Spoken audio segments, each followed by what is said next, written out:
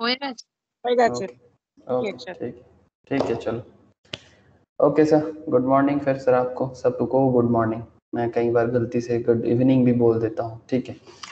तो income tax बढ़ना है, तो इनकम टैक्स में प्रीवियस क्लास में सेट ऑफ कैरी फॉरवर्ड कल के क्लास में हो रहा था। कंप्लीट कॉन्सेप्ट तो हो गया था sir set off and carry forward में, set off losses and carry forward of losses वगैरह जो भी था। क्वेश्चंस भी कुछ दिया था मैंने आप लोगों को घर में ट्राई करने के लिए, ट्राई किया था आप लोगों ने? हाँ सर, हाँ ट्राई सर। किया?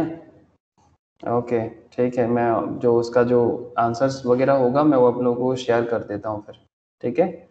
अभी मैं एक दूसरा पॉइंट स्टार्ट करता हूँ। जिन लोगों ने ट्राई नहीं किया ट्राई कर लो सर, मैं आंसर शेयर करूँगा तो फिर आप लोग एक बार मैच कर लेना कि, और कोई डाउट रहे तो फिर पूछ लेना, ठीक है। आंसर मैच कर लेना और कोई डाउट रहे तो पूछ लेना। ऐसे तो ओवरऑल कॉन्सेप्ट समझ आ ही गया है। तो सर आज क्या पढ़ने वाले हैं सर? सर आज पढ़ेंगे, जैसे कि अगर आप लोगों को याद होगा मैं प्रीवियस क्लास में बताया था, मतलब कल के क्लास में मैं बताया था कि टोटल इनकम का ओवरऑल कॉन्सेप्ट बताना है। मतलब ये जो पूरा इनकम टैक्स का स्टोरी है ना, पूरा इनकम टैक्स का स्टोरी आज मैं आप लोगों को बताने वाला हूँ। तो बहुत मज़ा आने वाला है सर। सर क्यों मज़ा, किस बात का? सर इनकम टैक्स का स्टोरी सुनने को मिलेगा तो मज़ा तो आना चाहिए ना। तो एग्जैक्टली पूरा इनकम टैक्स का स्टोरी आज के क्लास में होगा। मतलब एकदम A to Z बोल सकते हो काइंड ऑफ, कि इनकम टैक्स कैलकुलेशंस का कहानी शुरू कहाँ से होता है और कहानी का एंड कहाँ पर जाके रुकता है, और उसका थोड़ा डिटेल्स ही होगा, ठीक है। और उसके बाद हम लोग कुछ कंप्लीट सम्स कोशिश करेंगे, आज ट्राई करेंगे अगर हो जाए तो। लेकिन मुझे आज पूरा का पूरा डिटेल्स आपको बताना ही होगा, तो वो तो मैं बताऊंगा। और कुछ स्पेशल एरिया है सर, मतलब जैसे कि अगर आप लोगों के साथ मैंने प्रीवियस कभी डिस्कस नहीं किया होगा शायद, जैसे कि आप लोगों के साथ मैंने 115 बीएसी का कभी डिस्कस किया। ऐसे बहुत क्वेश्चंस में 115 बीएसी के बारे में आया है। मतलब एक न्यू टैक्स रेट है, मतलब ऑल्टरनेट टैक्स रेट बोल सकते हो। ऑल्टरनेट टैक्स रेट मतलब जो नॉर्मल टैक्स स्लैब से हम लोग चलते हैं ना, जैसे कि अप टू 2.5 लाख नील, ये जो कॉन्सेप्ट है 2.5 लाख तक का जो स्लैब है उसके हिसाब से। तो ऐसा अगर आप ऑल्टरनेट टैक्स यूज करोगे 115 बीएसी के हिसाब से, तो ये 2020 में आया सर, रिसेंट आया है, जस्ट 1 साल हुआ है। तो वो वाला अगर कोई चाहे तो यूज कर सकता है। मतलब as an income tax consultant आपके लिए भी बहुत इंटरेस्टिंग फैक्ट है, लेकिन उसमें आपको कुछ डिडक्शंस वगैरह 80C का कुछ बेनिफिट वगैरह ये सब आपको नहीं मिलेगा। आप लोगों को मैंने पहले बताया था ना 115 बीएससी के कॉन्सेप्ट में, मतलब बीएससी में बात हुआ था बट उसका डिटेल्स में कभी डिस्कस नहीं किया था। क्या मैं सही बोल रहा हूँ या नहीं? हाँ सर। ओके, तो आज मैं 115 बीएससी का भी यूज आप लोगों को बताऊंगा। और सर क्या बताएंगे सर? और एक चीज स्पेशल, वेरी वेरी स्पेशल एक कॉन्सेप्ट बताएंगे, ऑल्टरनेट मिनिमम टैक्स, AMT। ये मैंने शायद कभी डिस्कस नहीं कर पाया क्लास में, आज मैं बताऊंगा आप लोगों को। AMT कभी सुना है आप लोग मेरे मुंह से AMT के बारे में? ऑल्टरनेट मिनिमम टैक्स नहीं ना? आज सुनोगे, ठीक है। तो ये ऑल्टरनेट मिनिमम टैक्स क्या होता है इसका भी आज मैं डिस्कस करूंगा आप लोगों के साथ। तो it's a very interesting fact कि ये टोटल इनकम के अंदर ही कुछ स्पेशल एरिया है, जैसे कि 115 बीएससी जो लास्ट ईयर आया है, ठीक है, कि किस तरह से न्यू स्लैब एक रेट है। मतलब न्यू मतलब जो रेट पहले से चल रहा था, जो ट्रेडिशनल रेट वगैरह है, मतलब जो 3-4 साल से चल रहा है, 2019-20 से चल रहा है बेसिकली। तो वो वाला रेट तो है ही, बट 115 बीएससी का न्यू टैक्स रेट भी कोई चाहे यूज कर सकता है अगर उसको बेनिफिट लगे तो। And another point is that जैसे कि ऑल्टरनेट मिनिमम टैक्स, ये इसका कॉन्सेप्ट क्या है ये भी मैं आज आप लोगों के साथ डिस्कस करूंगा। तो एकदम पेशेंस के साथ एक एक पॉइंट में ध्यान से सुनिए, बहुत इंपॉर्टेंट डिस्कशन है। ओके सर, ठीक है चलो। आप मैंने बोल दिया तो आप लोगों को तो सुनना पड़ेगा, बट सर सुनते सुनते हम लोग पहुंच जाएंगे। जैसे एक गाना है ना सर, चलते चलते यूं ही पहुंच जाएंगे, वैसे ही सुनते सुनते भी हम लोग पहुंच सकते हैं डेस्टिनेशन पे। ऐसे कंफर्म कीजिएगा सर कि क्या स्क्रीन शेयर है आप लोगों के साथ? है दादा। ओके सर, ठीक है। तो स्क्रीन शेयर है आप लोगों के साथ। तो स्क्रीन में आपको क्या दिख रहा है? Computation of total income and tax payable. तो बेसिकली इसमें बड़ा बड़ा जो भी क्वेश्चंस होता है ना, मतलब कंप्लीट सम्स आप बोल सकते हो, एकदम कंप्लीट डिस्कशंस का जो एरिया है वही मैं आप लोगों से बात करने वाला हूँ। अच्छा सर, एक सेकेंड, एक इम्पॉर्टेंट कॉल आ रहा है, मुझे एक बार लेना पड़ेगा। 1 मिनट रुक जाओ, वाइटल है, मैं उसी का वेट कर रहा था एक्चुअली।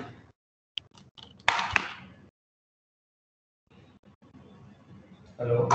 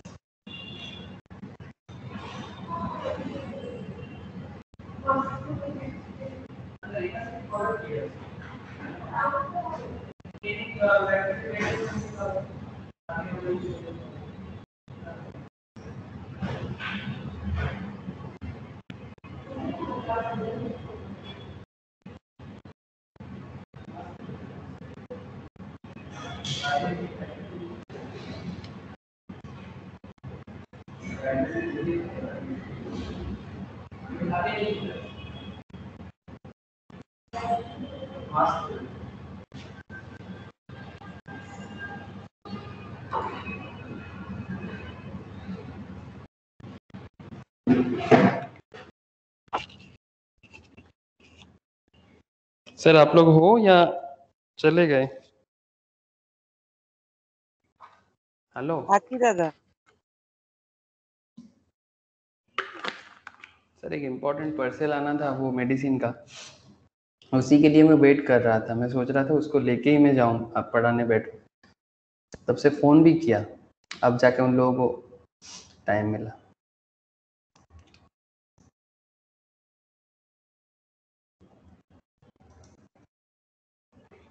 ओके सर, चलो देखो।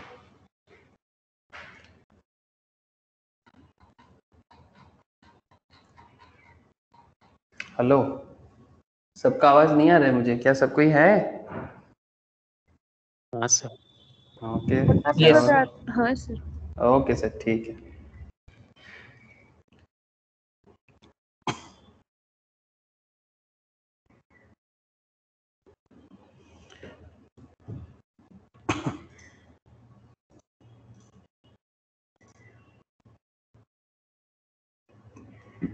तो कंप्यूटेशन ऑफ टोटल इनकम का जो ओवरऑल कॉन्सेप्ट है, आप एक बार ध्यान से देखो सर कि इसका स्टार्टिंग कहाँ से होता है। इसका स्टार्टिंग होता है कंप्यूटेशन ऑफ टोटल इनकम जो होता है, उसका स्टार्टिंग होता है रेसिडेंशियल स्टेटस से। ये मैंने आप लोगों को कल भी बता रहा था कि सबसे पहले हमें डिटरमाइन करना पड़ता है रेसिडेंशियल स्टेटस, मतलब वो पहले तो देखना पड़ता है वो रेसिडेंट है कि नॉन रेसिडेंट है। मैं कल भी बता रहा था। तो जिन लोगों ने रेसिडेंशियल स्टेटस करके रखा, दे ऑल नो एंड जिनका अभी तक रेसिडेंशियल स्टेटस नहीं हुआ, ठीक है, उनको मैंने क्लास शेयर किया किसी किसी को, तो एक बार कर लो। Residential status is very very vital chapter सा। तो resident and non resident find out करना है, फिर अगर वो एक बार रेसिडेंट बन जाए तो फिर हमें ROR and RNOR find out करना पड़ता है। जिनके पास अभी भी रेसिडेंशियल स्टेटस का क्लास मैंने नहीं दिया, वो मेरे से एक बार जरूर रेसिडेंशियल स्टेटस लेके कर लेना सर, ठीक है। अगर किसी को रिवाइज भी करना है तो भी ले सकते हो। तो बहुत वाइटल चैप्टर है, बिकॉज रेसिडेंशियल सिर्फ स्टेटस में ही डिपेंड करता है कि आपका आगे का जर्नी इनकम टैक्स में कहाँ तक पहुंचेगा। Next is that sir, classification of income under 5 heads. Classification of income under 5 heads. अब ये जो 5 हेड्स ऑफ इनकम है, इसका फाइंड आउट करना है। तो इसमें हमें क्या करना है सर, ये यही एक्चुअली ज़्यादा से ज़्यादा टाइम ले लेता है हम लोग के इनकम टैक्स में, कि आपका कौन सा हेड में क्या इनकम आपने कमाया। तो ये पांचों हेड ऑफ इनकम में जो भी आप इनकम करोगे, मैं रोज बोलता हूँ, फिर से बोल रहा हूँ, एक्चुअली इनकम टैक्स सब्जेक्ट ही ऐसा है कि रोज बोलते हैं फिर भी लोग भूल जाते हैं। अब इसीलिए मैं रोज एक ही बात बोलूंगा, और आप अगर भूल भी जाओ तो फिर से याद भी आ जाएगा। तो salaries, house property, profits and gain from business and profession, capital gain and other source। तो ये जो भी 5 हेड्स आप देख रहे हो, आपको एक एक चैप्टर से ये सब, और ये बड़ा बड़ा चैप्टर से सारा का सारा, एक्सेप्ट हाउस प्रॉपर्टी थोड़ा सा छोटा माना जाता है, अदर सोर्स भी थोड़ा बहुत, but salary, BP, CG, it's a very big big chapter. तो आपको ईच एंड एवरी चैप्टर के अंदर सेक्शंस, इसके अंदर का जो भी exemption deductions, chapter wise exemption deductions भी मिलता है, उस सारा का सारा देखने के बाद आप सैलरी से कितना कमाए, हाउस प्रॉपर्टी से कितना इनकम किए, profits and gains from business and profession से कितना इनकम किए, कैपिटल गेन से कितना इनकम किए, एंड ऑल्सो अदर सोर्स से आपने कितना इनकम किया, ये सारा का सारा चेक करने के बाद आप आगे बढ़ोगे।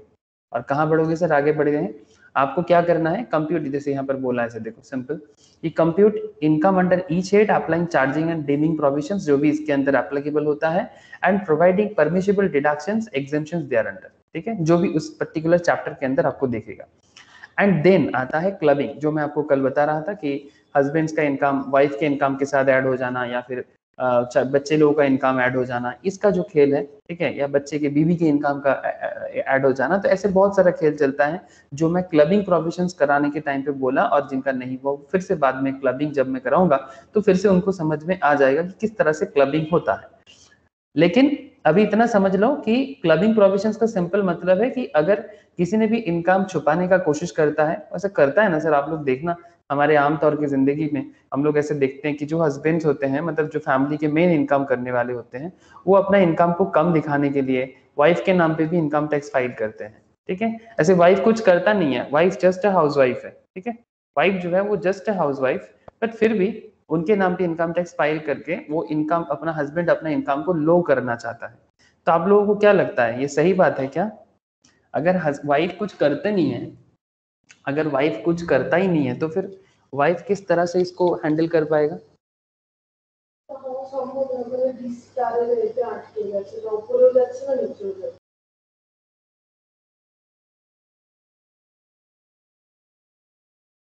तो थोड़ा सा होल्ड करो, কি হবে তাহলে? একমাত্র ব্যাটারি কাটলে নিচে কাউকে থাকতে হবে, তাহলে পলিথিনটা পড়ে যাবে, ওটা কিনলাম একার পক্ষে সম্ভব। তাহলে আমি কি করবো?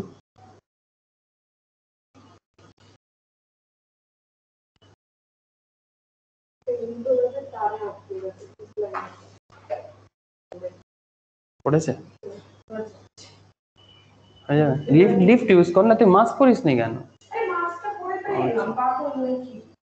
লিফট ইউজ করে নে, কোনো অসুবিধা নেই। করছিস না?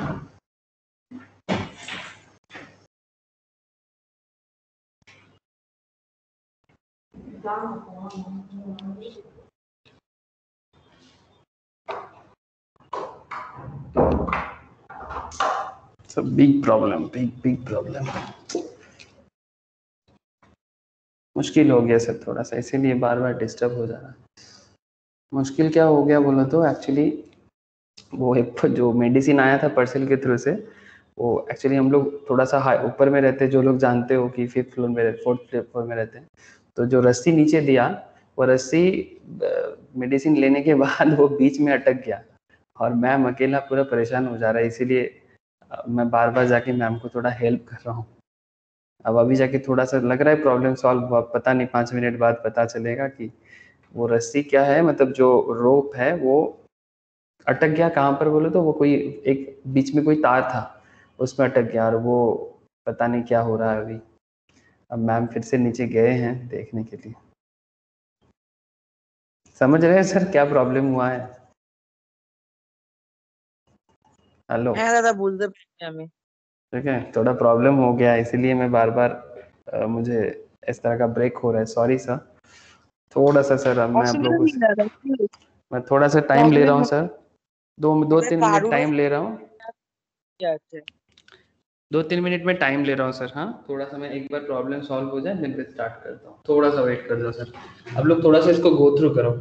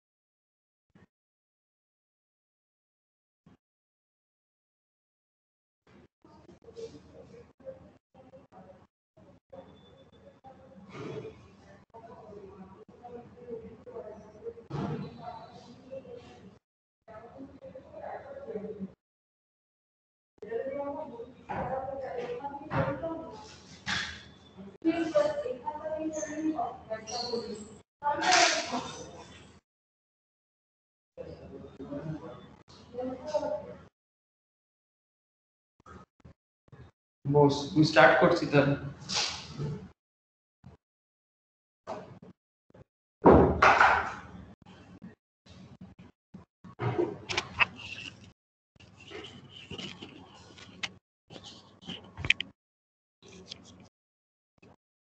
Hello hello. হ্যাঁ দাদা। ओके सर, ठीक है, হ্যাঁ हुआ है सर, हुआ है, प्रॉब्लम सॉल्व हुआ है सर। चलो, डिस लाइन की तार के ऊपर प्रॉब्लम हो गया था, वो कहाँ से बीच में अटक पड़ा। ठीक है, चलो, सबको मेरा साउंड क्लियर है ना? হ্যাঁ দাদা। ओके सर, ठीक है, ठीक है। अच्छा, तो जो बात मैं कर रहा था कि टोटल इनकम का जो टोटल जर्नी है उसमें सबसे पहले जैसे आपने पहले देखा कि टोटल इनकम, फिर उसका रेजिडेंशियल सिर्फ स्टेटस काउंट करना, फिर आपका पांचों हेड जो है, पांचों हेड्स को अलग अलग देखना होगा, फिर वहां से जो भी इनकम करेगा वो देखना होगा। फिर हम लोगों ने कल ये चैप्टर एकदम अच्छे से देखा किस तरह से set off and carry forward होता है, और फिर जाके आपने तो बहुत बार देखा आप लोगों ने कि किस तरह से ग्रॉस टोटल इनकम मिलेगा सारा का सारा एडजस्टमेंट के बाद। एंड फिर जाके हम लोगों ने 80C से लेके 80U का जर्नी भी देखा, ठीक है, चैप्टर 6 से, दैट इज डिडक्शंस। एंड फिर जाके हमें मिलता है टोटल इनकम। बट ये जर्नी जितना इजी आपको यहाँ पर दिख रहा है, क्या इतना इजी है? सर इसमें तो पूरा इनकम टैक्स है, ये पूरा जर्नी में पूरा इनकम टैक्स एक्ट 1961 है, ठीक है। अब ये 1961 जो इनकम टैक्स एक्ट है उसको इस पर्टिकुलर फ्लो चार्ट में मतलब 5-10 लाइन में पूरा कंप्लीट कर दिया गया। बट हाँ सर, अगर आपको इनकम टैक्स को समझना है तो आपको ये जो 5-6-7 लाइन है, ये लाइन आपको याद रखना पड़ेगा कि आपको इनकम टैक्स सीखने के लिए क्या क्या सीखना जरूरी है। रेजिडेंशियल स्टेटस सीखना जरूरी है, 5 हेड्स ऑफ इनकम जानना जरूरी है, क्लबिंग प्रोविजंस जानना जरूरी है, set of carry forward and set off losses and carry forward जानना जरूरी है, जीटीआई का कैलकुलेशन करना जरूरी है, डिडक्शंस के बारे में कैलकुलेशन करना चैप्टर 6 से जानना जरूरी है। एंड तब जाके आप टोटल इनकम कैलकुलेशन कर सकते हो। और फिर टोटल इनकम के ऊपर डिपेंड करके होता है क्या, टोटल इनकम के ऊपर डिपेंड करके होता है टैक्स लायबिलिटी, इसी के ऊपर होता है आपका टैक्स लायबिलिटी। तो डोंट वरी सर, आज मैं आप लोगों को टैक्स लायबिलिटी का एक डिटेल्स डिस्कशन में आज तो करूंगा आप लोगों से कि टैक्स लायबिलिटी किस तरह से, टैक्स रेट क्या क्या रेट के ऊपर बेस करके टैक्स लायबिलिटी होता है। तो ये जो मैंने आपको चार्ट बता रहा था अभी, फ्लो चार्ट, अगर मैं इसको थोड़ा सा देखूं कि क्या देखना पड़ता है, computation of total income and tax liability of individuals. ऐसे बहुत लोगों को ऐसा लगेगा कि सर रिविजन चल रहा है। हाँ सर, मैंने आप बोला भी था कि टोटल इनकम जानना मतलब बेसिकली रिविजन करना या फिर ओवरऑल कॉन्सेप्ट में टोटल इनकम टैक्स को पहचानना, that is all about total income. तो income tax is levied on an SSC total income. So for example आप एसएससी हो, कोई भी एसएससी हो सकता है, 135 करोड़ की आबादी है हमारे देश में, है ना, 135 करोड़, मोर देन दैट, हाँ, मोर देन 135 करोड़ की पॉपुलेशन। इसमें से ऑलमोस्ट 4 to 5% लोग टैक्स देते हैं गवर्नमेंट को। हाँ सर, 4 से 5% लोग ही गवर्नमेंट ऑफ इंडिया को टैक्स भरते हैं। और जैसे कि आप सबको पता है कि टैक्स पे करना गवर्नमेंट के लिए कितना वाइटल है, बिकॉज अगर गवर्नमेंट ऑफ इंडिया अपने देश को इम्प्रूव करेगा, अपने देश में जो भी करना चाहेगा, उसके लिए टैक्स बहुत वाइटल है और उसमें इनकम टैक्स एक बहुत बड़ा रोल प्ले करता है। इसके बारे में मैंने आप लोगों को बहुत बार क्लास में बताया कि कितना अमाउंट इनकम टैक्स है वो इनकम कर लेते हैं। GST is also there, that is indirect tax, but direct tax is a very very important part of any economy. ठीक है, मतलब सरकार हमेशा कहते रहते हैं कि भाई हमें टैक्स दो, हमें टैक्स दो, बदले में हम आपको बेनिफिट देंगे। ठीक है, तो वो बेनिफिट देता भी रहता है। A point is that sir, income tax is levied on an assessor's total income. The total income has to be computed as the provisions contained in Income Tax Act 1961. तो ये जो भी टोटल इनकम कैलकुलेटेड होगा, इसका पूरा का पूरा calculation का कॉन्सेप्ट किस पे डिपेंड करता है, इनकम टैक्स एक्ट 1961 पे। And the following steps have been followed. तो सर ये स्टेप्स एक बार आप ध्यान से याद रखो कि क्या क्या स्टेप फॉलो करना पड़ता है टोटल इनकम कैलकुलेट करने के लिए। तो वेरी इंटरेस्टिंग एंड ओवरव्यू भी बोल सकते हो। तो जैसे सबसे पहले मैं आपको अभी बता रहा था रेसिडेंशियल स्टेटस देखो, जिसमें आपको रेसिडेंट एंड नॉन रेसिडेंट पता चलता है। अब इसका कैलकुलेशंस तो मैं आपको बाद में ही बताऊंगा, जिन लोगों ने करके रखा दे नो, एंड जिन्होंने नहीं किया वो बाद में फिर से करेगा। बट सर अब एक चीज देखो कि आपको रेसिडेंट कैलकुलेट करना है, तो सबसे पहला काम क्या है आपका, रेसिडेंट। ऐसे रूल्स जो है that is resident and ordinary resident and resident but not ordinarily resident.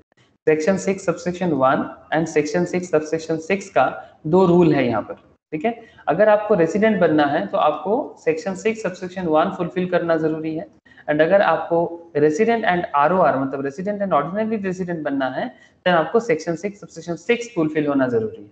ठीक है, अब ये सेक्शन 6 सबसेक्शन 1 में क्या कहा गया है एंड सेक्शन 6 सबसेक्शन 6 में क्या कहा गया है, ये जिन लोगों ने रेसिडेंशियल स्टेटस पढ़ के रखा दे नो, और जिन्होंने नहीं किया मैं उनके साथ क्लास शेयर करूंगा तो फिर आप उन लोगों को भी पता चल ही जाएगा। लेकिन sir what is the point, point एकदम से वेरी वेरी सिंपल सा पॉइंट सिंपल है कि भाई आप सबसे पहले देखो कि आप जिस एसएससी का कैलकुलेशंस करने जा रहे हो या जो भी आपका क्लाइंट है, आप खुद क्लाइंट हो या फिर आप किसी के बिहाफ में काम कर रहे हो, तो आप पहले देखो कि एसएससी रेसिडेंट है या नहीं, that means 182 days in previous year. And उसके साथ साथ और एक बोला जाता है, जैसे कि अगर आप प्रीवियस ईयर वैसे एक बार ओवर भी बता रहे हैं 2021 का कैलकुलेशंस कर रहे हो, तो 2021 में बंदे को 182 दिन इंडिया में रहना जरूरी है। सिंपल बात है, इंडिया में 182 दिन अगर आप रह जाते हो 182 डेज, और आपके पास और एक ऑप्शन होता है 60 days in previous year and previous 4 सालों में 365 दिन का रूल है। अगर दोनों में से कोई भी एक फुलफिल हो जाए तो आपको इंडिया का रेसिडेंट कहते हैं। इसका भी कुछ और एक्सेप्शनल पॉइंट्स भी हैं। ठीक है, मैं भी उतना डिटेल्स में नहीं जा रहा हूँ बिकॉज मुझे आज आपको टोटल इनकम के ओवरव्यू बताना है। ठीक है, चैप्टर में डिटेल्स में नहीं जाना चाहता हूँ मैं, बिकॉज डिटेल्स में जाऊंगा तो फिर मुश्किल हो जाएगा। इसीलिए मैं आपको ओवरव्यू में ही बताना चाहता हूँ कि आपको ओवरऑल क्या क्या समझना पड़ेगा। ऐसे तो रेसिडेंट नॉन रेसिडेंट का आपको समझना पड़ेगा रेसिडेंशियल स्टेटस। अब रेसिडेंशियल स्टेटस जब आपका हो जाएगा फिर आपका, अच्छा एक बात यहाँ पर नोट में बताएं sir, an Indian citizen who is a deemed resident in India would be resident but not ordinary resident in India. मतलब जो इंडियन सिटीजन जो इंडिया में डीम्ड रेसिडेंट है, ठीक है, उसको would be A resident but not ordinary resident, मतलब उसको आर नॉर माना जाएगा। मतलब वो इंडियन सिटीजन है बट वो इंडिया का प्रॉपर रेसिडेंट नहीं है। ठीक है, इसका वही मैं बोल रहा था आपको कि ये एक तरह का मतलब कुछ सब प्रोविजंस है, कुछ एक्सेप्शनल्स है। इंडियन सिटीजन होने से ही आप इंडिया का रेसिडेंट बन जाओगे पूरा का पूरा, दैट इज ऑर्डिनरी रेसिडेंट बन जाओगे, ऐसा जरूरी नहीं है। आप इंडियन सिटीजन हो सकते हो, बट अगर आप इंडिया में डीम्ड रेसिडेंट हो, मतलब मान लिया जा रहा है कि आप रेसिडेंट हो, ठीक है, प्रॉपर रेसिडेंशियल स्टेटस फुलफिल आपका नहीं हो रहा है, दैट इज सिंपल बात है, सेक्शन 6 सबसेक्शन 6 ये एक एरिया है सर। 730 दिन इन इंडिया एंड प्रीवियस 10 साल में 2 बार रेसिडेंट होने का एक रूल्स है, मैं आप लोगों को बाद में फिर से याद दिला दूंगा।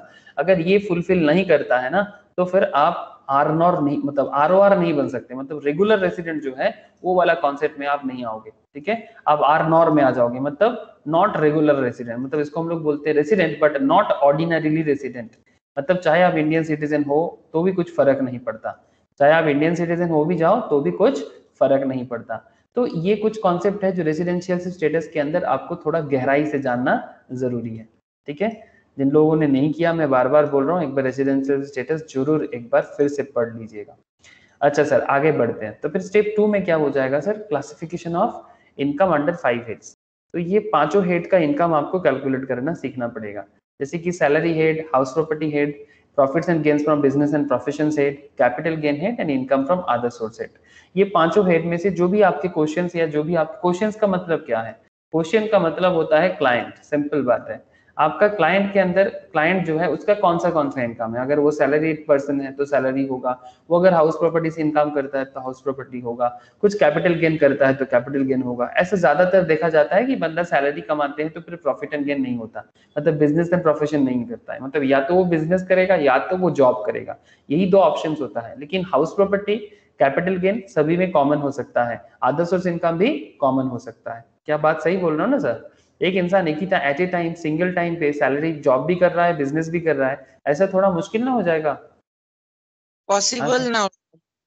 है ना, पॉसिबल नहीं है, क्योंकि वो कब कर पाएगा। तो इसीलिए ज्यादातर केस में देखा जाता है कि जो सैलरीड पर्सन होते हैं वो अलग होते हैं और जो बिजनेस करते हैं वो अलग होते हैं। ये दोनों हेड में आपको कॉमन नहीं दिखेगा, थोड़ा सा अनकॉमन ही दिखेगा। बट हाउस प्रॉपर्टी किसी का भी हो सकता है, कैपिटल गेन कोई भी कर सकता है, अदर सोर्स कोई किसी का भी हो सकता है। तो ये तीनों तो सभी सभी का कॉमन बनने का चांसेस बढ़ जाता है।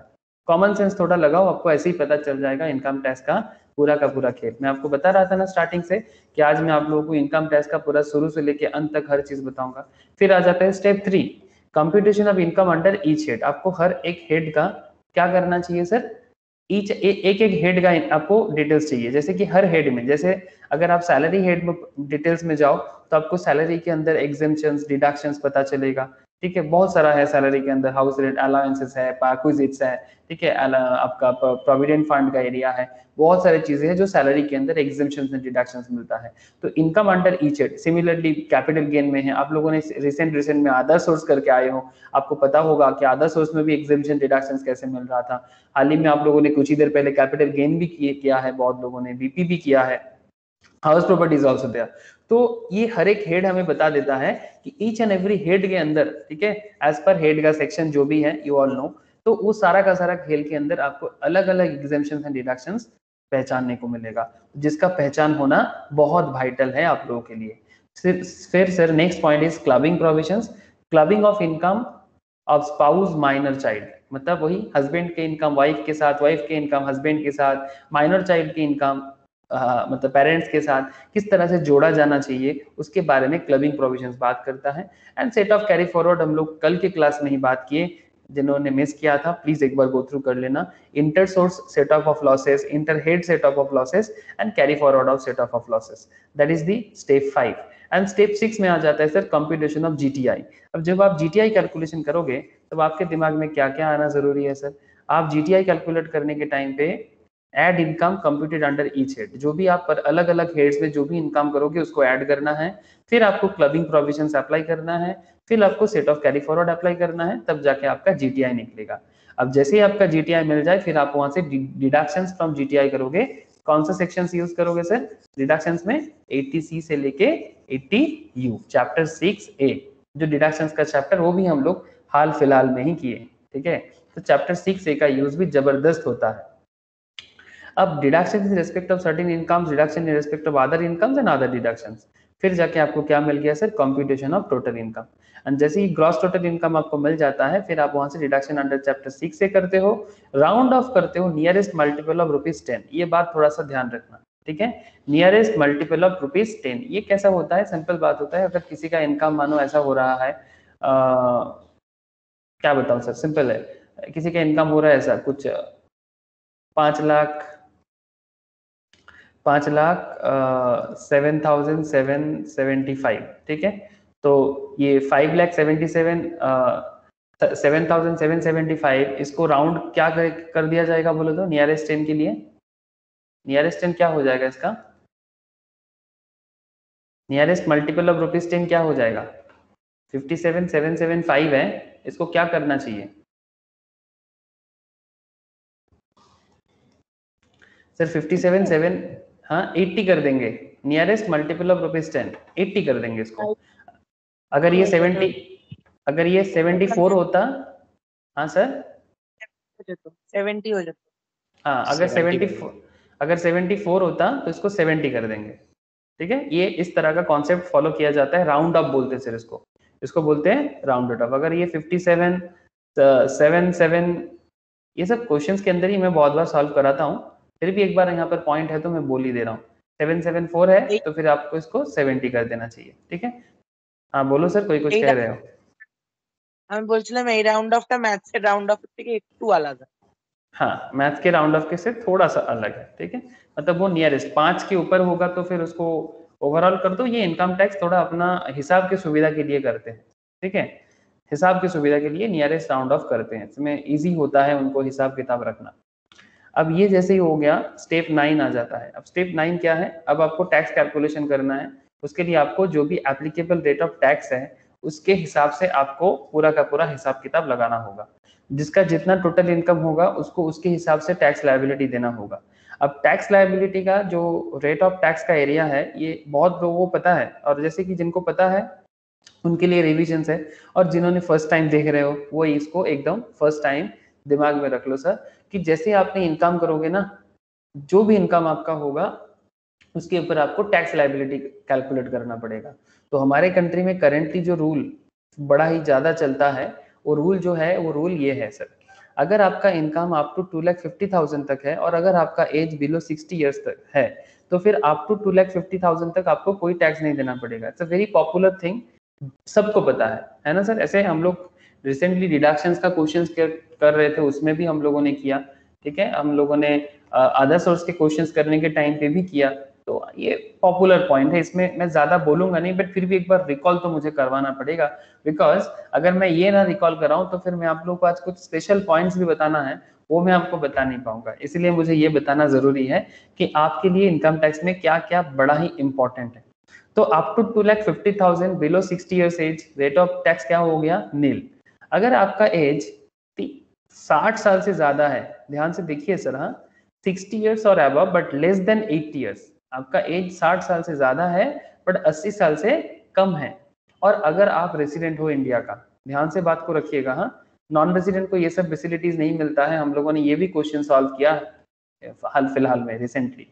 तो अगर आपका एज 60 साल से ज्यादा 80 साल से कम, आपका बेसिक लिमिट थोड़ा सा एक्सटेंड कर दिया जाता है, और आप क्योंकि आप थोड़ा सा ओल्ड एज हो जाते हो, ठीक है, तो ओल्ड एज हो जाते हो, सीनियर सिटीजन बन जाते हो, तो इसलिए आपको थोड़ा सा बेनिफिट दिया जाता है कि ठीक है भाई आपका इनकम करने का ताकत कम हो जाएगा ना, इसलिए आपको क्या बोला जा रहा है कि आप 3 लाख तक आप छूट ले लो। सिंपल लॉजिक, एकदम सिंपल है कि क्योंकि आप सीनियर सिटीजन बन रहे हो तो आपको 3 लाख तक का मतलब छूट है कि भाई 3 लाख तक income annually no tax, 3 lakh के ऊपर जाएगा तो टैक्स का हिसाब किताब देखेंगे। लेकिन सर और एक बात आ गया कि अगर आपका एज 80 साल से ज्यादा है, मतलब आप कौन बन गए sir, sir super senior citizen. अगर आपका एज 80 साल से ज्यादा है तो अब आप क्या बन जाते हो, सुपर सीनियर सिटीजन। ऐसे केस में अगर आप 5 लाख तक सालों में इनकम करते हो तो आपको कोई टैक्स नहीं देना पड़ता। तो I hope this particular point एकदम क्लियर कि 60 साल के नीचे वाला, 60 से 80 वाला और 80 से ऊपर वाला, इन तीनों केस में बेसिक लिमिट जो है, आई होप आप सबको क्लियर है। किसी को कोई डाउट है सर? इजी है, सिंपल है बट नॉलेजेबल है। बताइए सर कि ये पॉइंट अगर क्लियर हो तो फिर मैं आपको आगे बात बोलूं। रेट ऑफ टैक्स के लिए हमेशा ध्यान रखिएगा, age is very very important factor for all of us. जब भी हम लोग कैलकुलेशन करेंगे, आप मतलब आपका क्लाइंट का एज क्या है आपके लिए बहुत वाइटल है। तो किसके लिए 2.5 लाख का लिमिट है, मैक्सिमम केस में यही होता है बिकॉज ऐसा लोग का संख्या ज्यादा है, बट ये भी बहुत पॉपुलर पॉइंट है and this is also a very important point. Clear है ना सर, यहाँ तक बात? बोलो ना। हाँ सर। Okay sir. अब next point is very simple sir, अगर इस सबसे ज्यादा होगा तो बड़ा ही सिंपल है। अगर आपका एज 60 साल से नीचे है और अगर आपका इनकम 2.5 लाख क्रॉस कर रहा है, 2.5 लाख मतलब 2,50,000 क्रॉस कर रहा है, तो 2,50,000 से लेके 5 लाख तक, 2,50,000 से लेके 5 लाख तक, या फिर अगर आपका एज 60 साल से ज्यादा है तो 3 लाख से लेके 5 लाख तक, मतलब from 3 lakh 1 to 5 lakh, 2,50,000 1 to 5 lakh.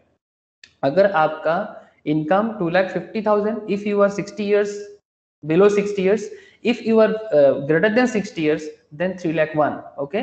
अगर यहाँ से आपका इनकम 5 लाख तक जाता है तो फिर आपका क्या स्लैब आता है सर, फिर आप 5% स्लैब के अंदर आ जाओगे, ठीक है, अगर आपका इनकम इसके अंदर है। सर अगर आपका इनकम 5 लाख क्रॉस करके 5 लाख 1 से 10 लाख की तरफ बढ़ रहा है तो फिर आपका नेक्स्ट स्लैब हो जाएगा 20%। इसका मतलब जो 80 साल वाले इंसान है 80 years एंड अबव, इनका तो 5 लाख तक छूट है ना। हाँ सर, जो 80 years अबव के इंसान है इनका 5 लाख तक छूट है, मतलब इनको 5 लाख तक कोई टैक्स नहीं देना पड़ता है। लेकिन सर ये 80 years के लिए कोई 5% का स्लैब नहीं है, पॉइंट टू बी नोटेड। हाँ, अगर आप 80 years से ज्यादा हो और अगर आप 5 लाख से ज्यादा कमाते हो तो आपको 5% का कोई स्लैब नहीं दिया गया, आपको डायरेक्टली 10-20% के स्लैब में आना पड़ेगा। ये बात ध्यान में रखेंगे ना, मतलब आपको ऐसा लगेगा कि भाई कोई भी इंसान के लिए 3 स्लैब होता है, 5%, 20%, 30%, लेकिन अगर आप 80 years वाले हो तो आपके लिए 5 लाख तक छूट है, बट 5 लाख के बाद आपको 2 ही स्लैब मिलेगा, 3 स्लैब नहीं मिलेगा। मतलब 5% का स्लैब 80 years वालों के लिए एक्चुअली एप्लीकेबल नहीं है अगर उसका इनकम 5 लाख क्रॉस कर जाए तो। Is this point clear sir? बार बार बोल रहा हूँ, बोलो। हाँ सर। तो 5 लाख से जैसे 10 लाख पे पहुंच गए आप, ठीक है, 5 लाख से 10 लाख का जो भी स्लैब में आप आ जाओगे, आप 20% स्लैब में आ जाओगे। और अगर आपका इनकम 10 लाख क्रॉस कर जाए, अगर आपका इनकम 10 लाख क्रॉस कर जाए तो आपको 30% टैक्स देना पड़ता है। ऐसा कैलकुलेशन तो मैंने हाल फिलहाल में क्लास में सॉल्व करवाया सर, मैं फिर से सॉल्व करवाऊंगा, कंप्लीट सम तो करना ही है टोटल इनकम के चैप्टर्स में, तो उसमें मजा आ जाएगा एकदम कि किस तरह से ओवरऑल कैलकुलेशंस होता है, तो उसमें आपको ओवरऑल आइडिया मिल जाएगा। लेकिन सर ऐसा तो हो सकता है ना कि आपका इनकम कहीं ज्यादा हो जा रहा है, मतलब बहुत ज्यादा बढ़ रहा है, तो ऐसा भी बहुत सारा सुपर रिच तो है ही ना हमारे देश में, बहुत सुपर रिच है सर, ऑलमोस्ट 10-15% लोग हैं जो हायर सुपर मतलब हायर मिडिल क्लास या सुपर रिच कैटेगरीज में आ जाते हैं। तो अगर आपका इनकम 10 लाख क्रॉस करके आगे की तरफ बढ़ रहा है, और कब तक सर, 30% का स्लैब आपको एप्लीकेबल होगा 50 लाख तक। If your income up to 50 lakh तक है तो इट्स ओके, आपको कोई एक्स्ट्रा टैक्स नहीं देना पड़ेगा। बट एक पॉइंट ध्यान में रखिए सर कि अगर आपका इनकम, ये रिबेट में मैं बाद में बात करता हूँ, रिबेट मतलब थोड़ा कम इनकम वालों के लिए, बट साढ़चट जो है वो ज्यादा इनकम वालों के लिए। तो मैं आपको पहले साढ़चट का एरिया बता देता हूँ, ध्यान से सुनिएगा सर। पहले भी मैंने ये सब बात करता हूँ, अब मैं टोटल इनकम पढ़ाने जा रहा हूँ तो मुझे ये सब बातें एक बार फिर से रिकॉल कराना जरूरी है। तो साढ़चट का खेल क्या है कि अगर आपका total income, assuming that the same does not include, अच्छा टोटल इनकम के अंदर क्या इंक्लूड नहीं है, LTCG मतलब long term capital gain under section 112 है, याद रखिएगा, and short term capital gain under section 111 है, बिकॉज इसका अलग रेट होता है ना sir. Short term capital gain under section 111A and long term capital gain under section 112A, इसका अलग रेट ऑफ टैक्स आता है, इसलिए टोटल इनकम का जो टैक्स रेट है उसके अंदर ये दोनों इनकम को नहीं लिया गया। Point to be noted, okay. ये कैपिटल गेन के चैप्टर के अंदर ही हम लोग अलग से बताया, ठीक है। किसी में 15% का टैक्स लगता है, किसी में 20% का, 10% का भी स्लैब माना जाता है। इंडेक्सेशन कहीं पर मिलता है, कहीं पर नहीं मिलता है। जब हम लोग कैपिटल गेन पढ़ चुके हैं वहां पर हम लोगों ने बताया, इन लोगों ने नहीं पढ़ा वो बाद में पढ़ेगा। But sir LTCG 112A and STCG 111A total income के अंदर अगर है, क्योंकि इसका टैक्स रेट अलग है इसलिए इसको इसके अंदर नहीं लिया गया। तो पॉइंट इज वेरी सिंपल सा कि अगर आपका इनकम, अब छोड़ दो 2 मिनट के लिए LTCG STCG को, आप थोड़ा एक्सेप्शन कर दो, अगर आपका टोटल इनकम 50 लाख से ज्यादा जा रहा है और अगर आपका इनकम 1 करोड़ से कम है या इक्वल है, ठीक है, 50 लाख से ज्यादा बट 1 करोड़ के इक्वल या 1 करोड़ से कम, अगर ऐसा सिचुएशंस है तो फिर आपको कितना सारचार्ज देना पड़ेगा। अब point to be noted sir, surcharge मतलब बहुत लोगों के मन में सवाल चलता है सर सारचार्ज का मतलब क्या है। एक्स्ट्रा टैक्स, मतलब रिचों के लिए, अगर आप रिच पीपल बन रहे हो तो आपको एक्स्ट्रा टैक्स देना पड़ेगा। आप लोग बात समझ रहे हो ना। दित्सा, दित्सा को समझ आ रहा है। दित्सा मेरे को एक दिन पूछा था सर सारचार्ज का मतलब बता दो। दित्सा का फीवर है फिर भी मैं पूछ रहा हूँ दित्सा को, है दित्सा तो ओके, दित्सा का आवाज नहीं आ रहा है ठीक है, नंदिनी समझ आ रहा है, नंदिनी बोल। आस्था, ओके। तो सरचार्ज का मतलब क्या हो जाएगा, एक्स्ट्रा टैक्स। अगर आपका इनकम 50 लाख से ज्यादा और 1 करोड़ से कम या इक्वल है तो फिर आपको 10% ऑफ इनकम टैक्स देना पड़ेगा। मैं आपको इसका कुछ एग्जांपल्स भी दिखाऊंगा तो आपको और थोड़ा मजा आ जाएगा। सर अगर आपका इनकम 1 करोड़ से ज्यादा है पर 2 करोड़ से कम है, एनुअल इनकम, हाँ ये सारा का सारा एनुअल इनकम है, तो थोड़ा सा दिमाग में रखिएगा, माथा पे रखिएगा। अगर आपका इनकम 1 करोड़ से ज्यादा बन रहा है और अगर आपका इनकम 2 करोड़ से इक्वल या कम है तो फिर आपको 15% ऑफ इनकम टैक्स सरचार्ज के तौर पे देना पड़ेगा। अगर आपका इनकम 2 करोड़ से ज्यादा जा रहा है और 5 करोड़ से इक्वल या कम है तो आपको 25% ऑफ इनकम टैक्स सरचार्ज के तौर पे देना पड़ेगा। और अगर आपका इनकम 5 करोड़ क्रॉस करके जा रहा है तो आपको 37% ऑफ इनकम टैक्स सरचार्ज के तौर पे देना पड़ेगा। ये सब का कैलकुलेशंस भी मैंने पहले भी कराया था क्लास में, जब मैं बेसिक्स के ऊपर बात किया था ज्यादा, तो मैं फिर से ये सब करवाऊंगा, डोंट वरी। जिन लोगों ने करके रखा उनको रिकॉल हो गया। Okay, it may be noted that enhanced rate of surcharge at the rate 25%, ये जो 25 और 37% है will not apply in respect of dividend income, ठीक है। Long term capital gain taxable under section 112A and short term capital gain under section 111A। For detail surcharge table मैं आपको ये बताऊंगा, ये जो टेबल है ये टेबल में मैं आपको बताऊंगा कि सरचार्ज टेबल में किस तरह से इसका डिटेल्स बोला गया है। बट बिफोर दैट मैं आपका एक बार रिबेट के बारे में, मतलब यहाँ पर पॉइंट थोड़ा सा ध्यान रखिएगा sir, dividend income, long term capital gain and short term capital gain, क्योंकि इन लोगों का सेक्शन अलग है इसलिए ये मतलब सरचार्ज का जो 25% और 37% वाला एरिया है ये उन पे एप्लीकेबल नहीं होता है। ठीक है सर, मैं सरचार्ज टेबल में आपको लेके चलता हूँ, बट बिफोर दैट एक बार मैं आपको रिबेट अंडर सेक्शन 87A बता दूं। ये रिबेट किसको मिलता है, रिबेट का मतलब होता है एक्स्ट्रा छूट। क्या हो जाएगा रिबेट का मतलब, सरचार्ज का मतलब एक्स्ट्रा टैक्स है और रिबेट का मतलब क्या हो गया, एक्स्ट्रा छूट, मतलब एक्स्ट्रा डिडक्शन बोल सकते हो आप, ठीक है। It's a kind of extra deduction. अब ये एक्स्ट्रा डिडक्शन क्या होता है, मतलब एक्स्ट्रा छूट कैसे मिल जाता है सर, ये गरीबों के लिए है। किसके लिए है, पोर के लिए है। मतलब अगर आप लोअर मिडिल क्लास हो, स्पेशली पोर नहीं बोलना चाहिए, lower income, lower middle income group, simple बात है। हाँ सर एकदम जो मैं बोल रहा हूँ वही है। अगर आप लोअर मिडिल इनकम ग्रुप के अंदर आते हो या मिडिल इनकम ग्रुप, दोनों में ही पढ़ सकते हैं, लोअर मिडिल या मिडिल इनकम ग्रुप के अंदर आते हो तो फिर बेसिकली ये जो कॉन्सेप्ट अभी मैं बताने जा रहा हूँ ये उनके लिए एप्लीकेबल है। जैसे rebate of up to 12,500 for resident individuals having total income up to 5 lakh. अगर आपका एनुअल इनकम जो है वो 5 लाख है, 5 लाख तक अगर आप इनकम करते हो तो आपको रिबेट मिलता है। कितना रिबेट मिलेगा, 12,500 maximum, up to 12,500। Point to be noted sir, up to 12,500। बहुत कुछ बताना है सर, ध्यान से एक एक पॉइंट पे नजर रखना, क्योंकि आगे का चर्चा आपका ये सब पॉइंट को समझते हुए ही चलना पड़ेगा। इसलिए मैं आप लोगों को थोड़ा जान पहचान एरिया को पहले बताया धीरे धीरे। तो कहाँ चला गया, अच्छा, ये 12,500 तक आपको मिलेगा। मतलब अगर किसी का रिबेट, वो बेसिकली अगर किसी का इनकम 5 लाख तक होता है ना, तो कुछ ऐसा मान के चलो कि आपका इनकम 5 लाख है, ठीक है। तो अगर आप 5 लाख इनकम करते हो, मैं बस एक सेफर एग्जांपल दे रहा हूँ कि 12,500 अप टू, लेकिन मैक्सिमम 12,500, ठीक है।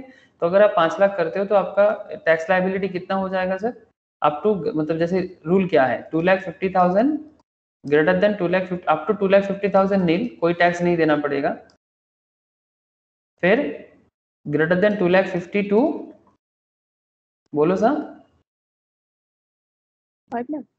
5 lakh eight the rate of 5%, तो कितना हो जाता है 12,500, है ना। अब 12,500 यही आपका टैक्स लायबिलिटी हो जाएगा ना, this is your tax liability actually. अब अगर 12,500 आपका टैक्स लायबिलिटी है तो लेकिन सर आपको रिबेट मिलेगा बिकॉज आपका अप टू 5 लाख तक है, तो लेस रिबेट 87A के हिसाब से आपको रिबेट मिल जाएगा 12,500।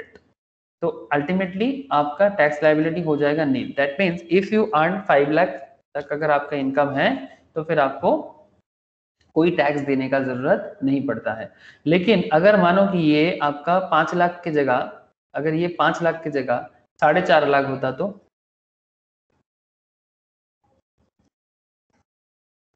अगर ये 5 लाख की जगह 4.5 लाख होता, मतलब 4,50,000 होता, तो क्या करते?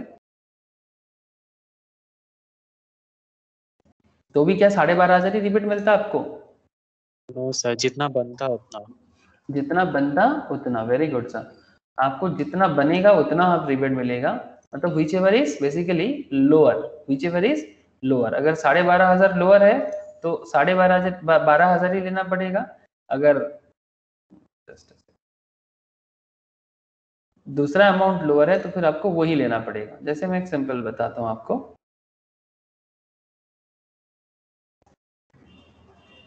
अगर आपका इनकम 4,50,000 तक जा रहा है, अगर आपका इनकम 4,50,000, इस रिबेट का कुछ और भी एक्सेप्शन मतलब कनेक्टेड पॉइंट है, मैं आपको वो भी बता दूंगा अभी, लेकिन फिलहाल मैं आपको थोड़ा सा ओवरव्यू में बता रहा हूँ।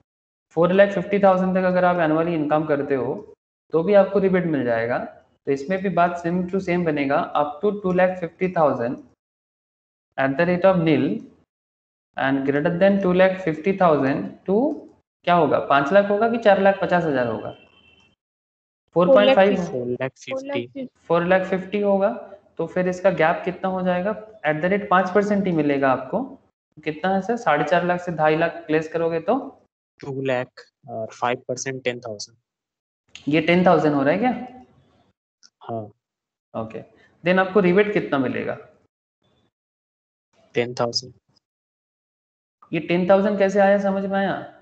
ये 4.5 से 2.5 लाख को माइनस किया, कितना हो जाता है? 2 लाख ना। 2 लाख पे 5% तो 10,000। तो रिबेट एक्चुअली क्या बताता है? 12,500। लेकिन क्या हम इसमें 12,500 माइनस करेंगे तो फिर मेरा तो ऐसा लगेगा कि जैसे मेरे को क्रेडिट मिल रहा है, मतलब वो कैरी फॉरवर्ड करने को मिलेगा। लेकिन क्या ये कैरी फॉरवर्ड हो सकता है? क्या ये कैरी फॉरवर्ड हो सकता है? नहीं सर, ये कोई कैरी फॉरवर्ड नहीं होगा, कोई बैलेंस नहीं रहेगा यहाँ पर। यहाँ पर आपको कोई बैलेंस नहीं मिलेगा। 12,500 और 10,000 दिन में से जो लोअर होगा, तो ऑब्वियसली लोअर कौन सा है? 12,500 मतलब 12,500 और 10,000, ऑब्वियसली 10,000। तो फिर आपका रिबेट अमाउंट हो जाएगा 10,000। तो फिर अल्टीमेटली टैक्स लायबिलिटी हो जाएगा नील। तो इस बात का ध्यान रखिएगा, कोई यहाँ पर कोई क्रेडिट फॉरवर्ड कैरी फॉरवर्ड वगैरह कुछ नहीं होता है, ठीक है? तो ये है रिबेट का एरिया। अब रिबेट के बाद हमें क्या मिलता है सर? रिबेट के बाद आप लोग जानते हो, रिबेट वगैरह सब कुछ करने के बाद आपको हेल्थ एंड एजुकेशन सेस देना पड़ता है, जो 4% स्टैंडर्ड है ना? तो टोटल टैक्स लायबिलिटी जो आपका कैलकुलेशन होता है, tax on total income at applicable rates, जो भी आपने अभी देखा, प्लस सरचार्ज अगर एप्लीकेबल है तो एट एप्लीकेबल रेट्स। अच्छा, सरचार्ज कब लग जाता है? अगर आपका इनकम 50 लाख क्रॉस करता है तो, और अगर रिबेट है तो माइनस करो 87A में, अगर आपका इनकम 5 लाख या 5 लाख से कम हो तो, और साथ में ऐड कर दो health and education cess at the rate 4%। तो ये वाला चार्ट बड़ा ही सिंपल है sir. Total tax liability, total tax on income tax applicable rates जो भी आपका होगा, फिर वहां से सरचार्ज होगा तो प्लस करो, रिबेट होगा तो माइनस करो, और एजुकेशन एंड हेल्थ सेस को प्लस करो 4% पे, तब जाके आपका टैक्स लायबिलिटी आएगा। अब सरचार्ज पे कुछ स्पेशल डिस्कशन मुझे करना चाहिए आप लोगों से, वो तो मैं करूंगा ही आपसे, बट सर अभी जो स्पेशल डिस्कशन मैं आप लोगों से करूंगा, जो शायद आपसे कभी मैंने डिटेल्स में बोला नहीं, ये एक स्पेशल पॉइंट है। Examine the applicability of AMT, alternate minimum tax. किसके लिए एप्लीकेबल होता है, क्यों एप्लीकेबल होता है, वही मैं आप लोगों को बताने वाला हूँ। और ये रूल्स को क्यों लाया गया है ये भी मैं आपको बताऊंगा। Alternate minimum tax, very very important concept sir. ये अल्टरनेट मिनिमम टैक्स का खेल क्या है, I will discuss. Alternate minimum tax जो मुझे आपको बताना पड़ेगा, तो ये अल्टरनेट मिनिमम टैक्स में बात करेंगे, और फिर मैं आप लोगों से बात करूंगा 115 BAC पे, ठीक है? मतलब ये न्यू रेट ऑफ टैक्स है, अगर कोई चाहे तो ये वाला टैक्स स्लैब से यूज करके भी अपना टैक्स लायबिलिटी दे सकता है। अगर उसको कोई डिडक्शंस वगैरह नहीं लेना है तो ये बहुत अच्छा एक टैक्स स्लैब रेट है। तो सर एक एक करके आगे बढ़ते हैं, ठीक है, एक एक करके आगे बढ़ते हैं। मैं सरचार्ज का कुछ स्पेशल पॉइंट्स में आप लोगों से बात करने जा रहा था। अच्छा देख लेते हैं सरचार्ज में क्या है, फिर मैं एएमटी में आता हूँ। एएमटी तो मुझे आपसे बताना ही पड़ेगा, एएमटी और 115 बीएससी में तो खुला चर्चा होना चाहिए। एक सेकेंड, रिबेट का एरिया,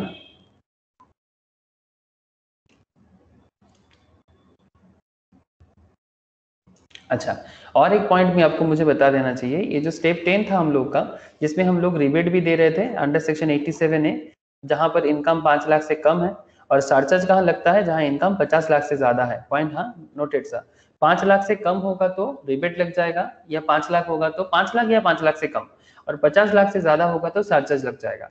तो ये पॉइंट में आपको एक पॉइंट में एक्स्ट्रा थोड़ा बता देता हूँ सर, ध्यान रखिएगा।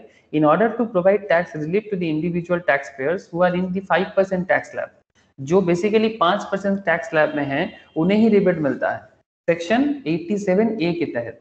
Provide the rebate from tax payable by an assessee being an individual resident in India whose total income does not exceed 5 lakh, the rebate shall be equal to the amount of income tax payable on the total income of any assessment year or an amount of 12,500 whichever is less, जो मैंने अभी आपको calculate करके बता रहा था। 12,500 का मतलब 12,500 का मतलब 12,500 नहीं, मतलब जो लेस होगा या फिर जो भी एप्लीकेबल अमाउंट होगा, जो कमती होगा वही आपको डिडक्शंस के तौर पे, रिबेट के तौर पे मिलेगा। ठीक है, रिबेट का मतलब एक्स्ट्रा छूट सा, ठीक है, वो कैशबैक टाइप होता है ना एंड मोमेंट में, वैसा मान सकते हो। और सरचार्ज, अच्छा एक बात याद रखिएगा रिबेट में, however the rebate under section 87A is not available in respect of tax payable at the rate 10% of long term capital gain taxable under section 112A। मतलब अगर कोई 112A में लॉन्ग टर्म कैपिटल गेन कर रहा है जहां पर वो 10% का टैक्स पे कर रहा है, उस केस में अगर उसका इनकम वो 5 लाख भी हो, मतलब कैपिटल गेन अगर 5 लाख के अंदर आ रहा है और वहां पर वो 10% का टैक्स पे कर रहा है, तो उसमें उसको नहीं मिलेगा ये रिबेट। बात समझ में आया कि नहीं आया? सपोज आपका लॉन्ग टर्म कैपिटल गेन है 5 लाख का, ठीक है, 112A के तहत, और आप रिबेट ले रहे हो, तो आपको रिबेट मिलेगा क्या? हाँ सर,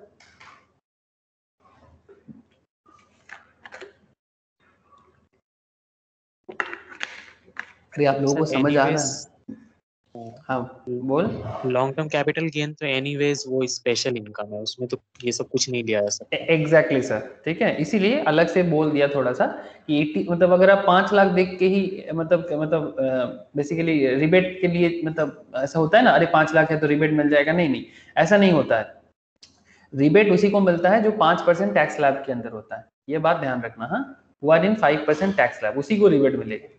और ये कैपिटल गेन में तो 5% का कोई स्लैब है ही नहीं ना, तो फिर उसको रिबेट मिलेगा कैसे?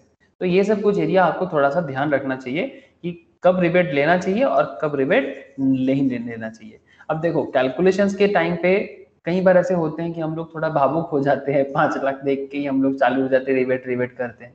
देखना चाहिए कि इनकम क्या है, इनकम पे रेट क्या लगेगा, अगर वो कैपिटल गेन है तो फिर उसमें अलग लगेगा। यही सब चीजें इनकम टैक्स को थोड़ा स्पेशल भी बनाते हैं, ट्रिकी भी बना देता है। वेरी गुड जियाउल, तुमने एकदम सही बोला। अब ये था सरचार्ज का एरिया, जिसमें मैं आप लोगों को सरचार्ज का पूरा लिस्ट तो बता के आया अभी, ठीक है, कि सरचार्ज कब लग जाता है। Surcharge is an additional tax payable over and above the income tax surcharge levied on percentage of income tax in case where the total income of an individual HUF, AOP, BOI and artificial judicial person, ठीक है, individual के लिए applicable है, HUF के लिए भी applicable है, association of persons, body of individuals and artificial judicial person. ये सब कौन है? इनकम टैक्स के एकदम बेसिक्स में ही मैं इनके बारे में बात करता हूँ। पर्सन है ये लोग। कौन है ये लोग? पर्सन। पर्सन मतलब जो 7-8 पर्सन के बारे में इनकम टैक्स कह के रखा है ना, कंपनी, पार्टनरशिप फार्म, मतलब जिनको आइडेंटिफाई करता है इनकम टैक्स देने के लिए income tax department, they are called person. तो यहाँ पर कंपनी या फार्म नहीं है, यहाँ पर इंडिविजुअल है, HUF है, AOP है, BOI है, आर्टिफिशियल जुडिशियल पर्सन है। एकदम मेरा बेसिक का पहला क्लास में मोस्ट प्रोबेबली मैं ये सब की चीजों के बारे में बात करता हूँ इनकम टैक्स में। जिनका इनकम 50 लाख क्रॉस करता है, the rate of surcharge applicable, जो लोगों ने नहीं किया मैं उनको शेयर भी किया, देखना एक बार आप लोग बेसिक्स ऑफ इनकम टैक्स का क्लास, तो जरूरी है सर। अगर किसी को मैंने नहीं किया तो मैं उन्हें भी शेयर कर लूंगा, अगर मुझे एक बार वो याद दिला दे तो कि सर मैंने नहीं किया तो मैं दे दूंगा।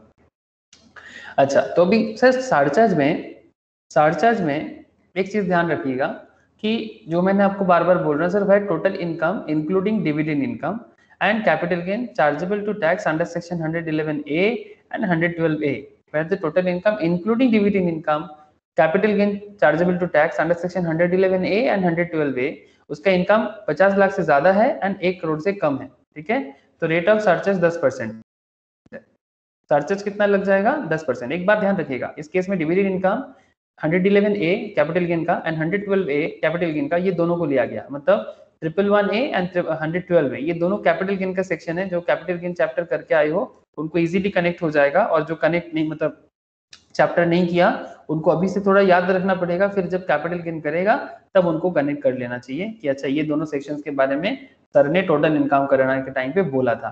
तो रेट ऑफ सरचार्ज क्या है इसमें 10%, जैसे कि आप लोगों को पता है ना, 50 लाख से ज्यादा 1 करोड़ से कम सरचार्ज इज 10%। तो यहाँ पर एग्जांपल देखो, डिविडेंड इनकम मान के चलते हैं 10 लाख का हुआ है, short term capital gain 111A में 20 लाख का हुआ है, long term capital gain and 112A में 25 लाख का है, और अदर इनकम के तौर पे हमें बताया जा रहा है 40 लाख का इनकम हुआ है, ठीक है।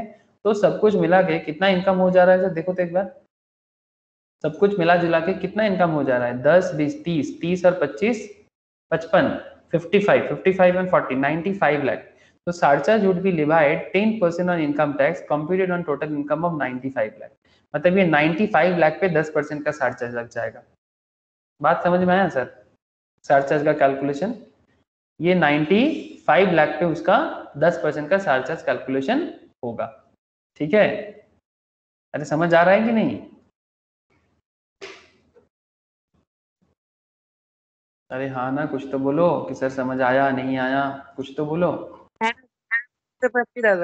ओके, हाँ सर। अब सरचार्ज का 15% का रेट का एरिया देख लो, ठीक है। जहां पर total income including dividend income and capital gain chargeable to tax under section 111A as well as 112A, ठीक है, सारा का सारा लिया गया है, और इनकम जो है 1 करोड़ से ज्यादा है बट 2 करोड़ से कम है। अब इस केस में सरचार्ज का अमाउंट कितना बोला सर मैंने आपको अभी कुछ देर पहले, 15% का सरचार्ज लग जाता है, 15%। Thank you sir. तो अगर आपका इनकम 15% के मतलब सरचार्ज अमाउंट 15% है, तो इसका हिसाब कैसे होगा?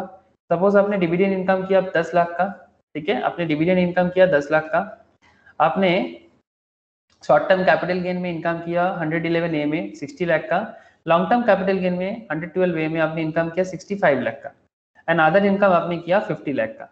तो कुल मिला के देखो सर, 50 और 65 कितना हो जाएगा, यहीं पर हो जाता है 60 5, अच्छा 1,35,1,35 एंड इधर कितना हो जाता है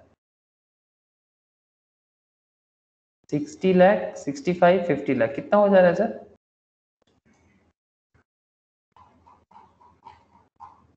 और इधर डिविडेंड इनकम 10 लाख, टोटल कितना हो जाएगा 10 60 10 70 70 से 70 1.85, ये वाला आ रहा है देखो तो, हाँ सर। आ रहा है ना? हाँ सर। अच्छा 1.85, ठीक है, मैं वही हिसाब मेरा नहीं बैठ रहा था। इनकम 1.85 करोड़ का है, तब आपका जो सरचार्ज अमाउंट आप कैलकुलेट करोगे वो आपका 15% लग जाएगा 1.85 करोड़ पे। तो इस तरह से सरचार्ज का हिसाब किया जाता है, ठीक है। लेकिन एक गड़बड़ है। गड़बड़ कहाँ हो जाएगा? गड़बड़ मतलब सर आपको ध्यान रखना पड़ेगा कि जब हम लोग 25 और 37% का बात करेंगे ना, वेयर टोटल इनकम, बात को ध्यान से सुनिए, जहां पर टोटल इनकम एक्सक्लूडिंग, अब इंक्लूड नहीं करेंगे, excluding dividend income and capital gain chargeable to tax under section 111A and 112A greater than 2 crore but 5 crore से नीचे, मतलब इस केस में आपका टोटल इनकम के अंदर dividend income, capital gain 111A, capital gain 112A, मतलब शॉर्ट टर्म के लिए 111A होता है एंड लॉन्ग टर्म के लिए 112A होता है, ठीक है। अगर ये तीनों इनकम आप इंक्लूड नहीं कर सकते, इनको एक्सक्लूड करके अगर किसी का इनकम 2 करोड़ से ज्यादा और 5 करोड़ या 5 करोड़ से कम हो, तब जाके उसको 25% के स्लैब के अंदर सरचार्ज, मतलब ये सरचार्ज का स्लैब है, हाँ, एक्स्ट्रा टैक्स तब जाके होगा, ठीक है, ध्यान रखिए बात को। अब यहाँ पर और एक पॉइंट है sir, the rate of surcharge, अब the rate of surcharge on income tax payable on the portion of dividend income and capital gain chargeable to tax under section 111A and 112A 15% से ज्यादा नहीं होना चाहिए, ठीक है, not exceeding 15%। अब ये बात को थोड़ा सा अगर एग्जाम्पल के तौर पे देखे तो शायद थोड़ा सा क्लियर हो जाए, ठीक है। यहीं पर थोड़ा सा एक्सेप्शनल पॉइंट है, ये बात हम लोगों ने समरी नोट पढ़ने के टाइम पे ही आप लोगों को बताया कि 25 और 37% के केस में एक्सक्लूड करना पड़ता है डिविडेंड और short term capital gain and long term capital gain का जो 111A या 112A का एरिया है। अब मतलब क्या हो गया सर, आप देखो आपने डिविडेंड इनकम किया 60 लाख का, शॉर्ट टर्म कैपिटल गेन है 54 लाख का, लॉन्ग टर्म कैपिटल गेन है 55 लाख का, अदर इनकम है आपका 3 करोड़ का। अब मुझे बताओ कि इसमें क्या क्या हिसाब लगाएंगे, चार्ज क्या हो जाएगा, चार्ज क्या हो जाएगा, चार्ज का 15% लगेगा आपका। देखो सर ध्यान से सुनना, charge 15% would be levied on income tax on dividend income 60 lakh. Dividend income का जो 60 लाख है इस इनकम पे आपका 15% चार्ज लगेगा। Dividend income sorry short term capital gain जो 54 लाख है 111A के तहत इसमें भी 15% चार्ज लगेगा एंड 55 लाख का जो चार्जेबल 112A है इसमें भी 15% चार्ज लगेगा। बट 25% जो है वो आपका 3 करोड़ पे लगेगा। वैसे तो 25% का स्लैब लगना चाहिए 2 करोड़ से ज्यादा बट 5 करोड़ से कम। तो charge 25% would be leviable, charge 25% would be leviable would be income tax computed on other income of 3 crore included in total income. मतलब 3 करोड़ जो है मतलब जो 2 करोड़ से ज्यादा से लेके 5 करोड़ के अंदर आ जाता है इसके अंदर आपका लग जाएगा 25% का चार्ज। समझ में आया सर? मतलब सिंपल बात है कि आपका डिविडेंड इनकम, आपका शॉर्ट टर्म कैपिटल गेन, आपका लॉन्ग टर्म कैपिटल गेन, इसमें आपका मैक्सिमम चार्ज रेट 15% से ज्यादा नहीं होगा। बात कुछ समझ में आया? और 25% जो रेट है चार्ज का ये एक्सक्लूड करके ही होगा, मतलब ये इसके अंदर डिविडेंड, एसटीसीजी एंड एलटीसीजी नहीं आ सकता। इसमें आपको मैक्स टू मैक्स आपको 15% चार्ज इसमें एप्लीकेबल है। बोलो सर ये वाला बात समझ में आ रहा है? सेम टू सेम इसके केस में भी ये चार्ज 37% के लिए है। जब आपका टोटल इनकम सुपर रिच लोगों के लिए है ना सर, जब आपका टोटल इनकम 5 करोड़ क्रॉस करता है एनुअली, ठीक है, अगर आपका टोटल इनकम 5 करोड़ क्रॉस करता है बट इसके अंदर dividend income, capital gain chargeable to 111A and as well as 112A for long term नहीं है, ठीक है। तो डिविडेंड इनकम मानो कि 60 लाख का है आपका, ठीक है। अगर आपका डिविडेंड इनकम 60 लाख है, मान के चलते हैं short term capital gain 50 lakh का है, long term capital gain 65 lakh का है और अदर इनकम है आपका 6 करोड़ का। अदर इनकम कितना है आपका? 6 करोड़ का। तो अगर आपका अदर इनकम 6 करोड़ का है तो ये 6 करोड़ तो 37% स्लैब के अंदर आएगा। इसलिए charges 37% would be leviable on the income tax computed on other income 6 crore included in total income, ठीक है। बट बाकी जो अमाउंट है that is 65 lakh, 50 lakh and as well as dividend income का जो अमाउंट है that is 60 lakh most probably, yes 60 lakh. इसमें जो चार्जेस का अमाउंट एप्लीकेबल होगा वो मैक्स टू मैक्स 15% तक ही एप्लीकेबल होगा। बोलो सर बात कुछ पल्ले पड़ा क्या? चार्ज का ये वाला खेल कुछ समझ में आया आप लोगों को? Please tell me sir. हाँ सर। हाँ सभी को समझ आया ना? तो ध्यान रखिएगा कि जब आप चार्ज का कैलकुलेशन करेंगे और चार्ज करने के टाइम पे जब आप इस तरह का जो dividend income, short term capital gain that is 111A and long term capital gain that is 112A के अंदर अगर कुछ भी है और अगर आपका इनकम 2 करोड़ से ज्यादा हो रहा है, 5 करोड़ तक एंड 6 करोड़ से ज्यादा हो रहा है, जब टैक्स रेट 37% है, तब आपको थोड़ा सा ध्यान रख के कैलकुलेशन करना पड़ेगा, ठीक है। तो प्लीज इसको जरूर ध्यान में रखिए, नहीं तो मुश्किल हो जाएगा, है ना। तो इस तरह का कॉन्सेप्ट हमेशा ध्यान में रखिए। बाकी 1 करोड़ तक तो कोई दिक्कत नहीं था, अप टू 50 लाख से 1 करोड़ तक का कोई दिक्कत नहीं था, 2 करोड़ तक भी कोई दिक्कत नहीं था, बिकॉज वो दोनों केस में इंक्लूड करके पकड़ा जा सकता है, बिकॉज मैक्सिमम रेट तो 15% था ही ना। चार्ज रेट तो उन दोनों केसेस में 15% तो है ही, इसलिए उन दोनों केस में कोई दिक्कत नहीं है। यहाँ पर तो 15% तक ही रेट माना जा रहा है, तो जब रेट 15% तक माना जा रहा है तब क्या प्रॉब्लम, ठीक है। जब 15% तक चार्ज रेट है तो फिर कोई प्रॉब्लम यहाँ पर नहीं है।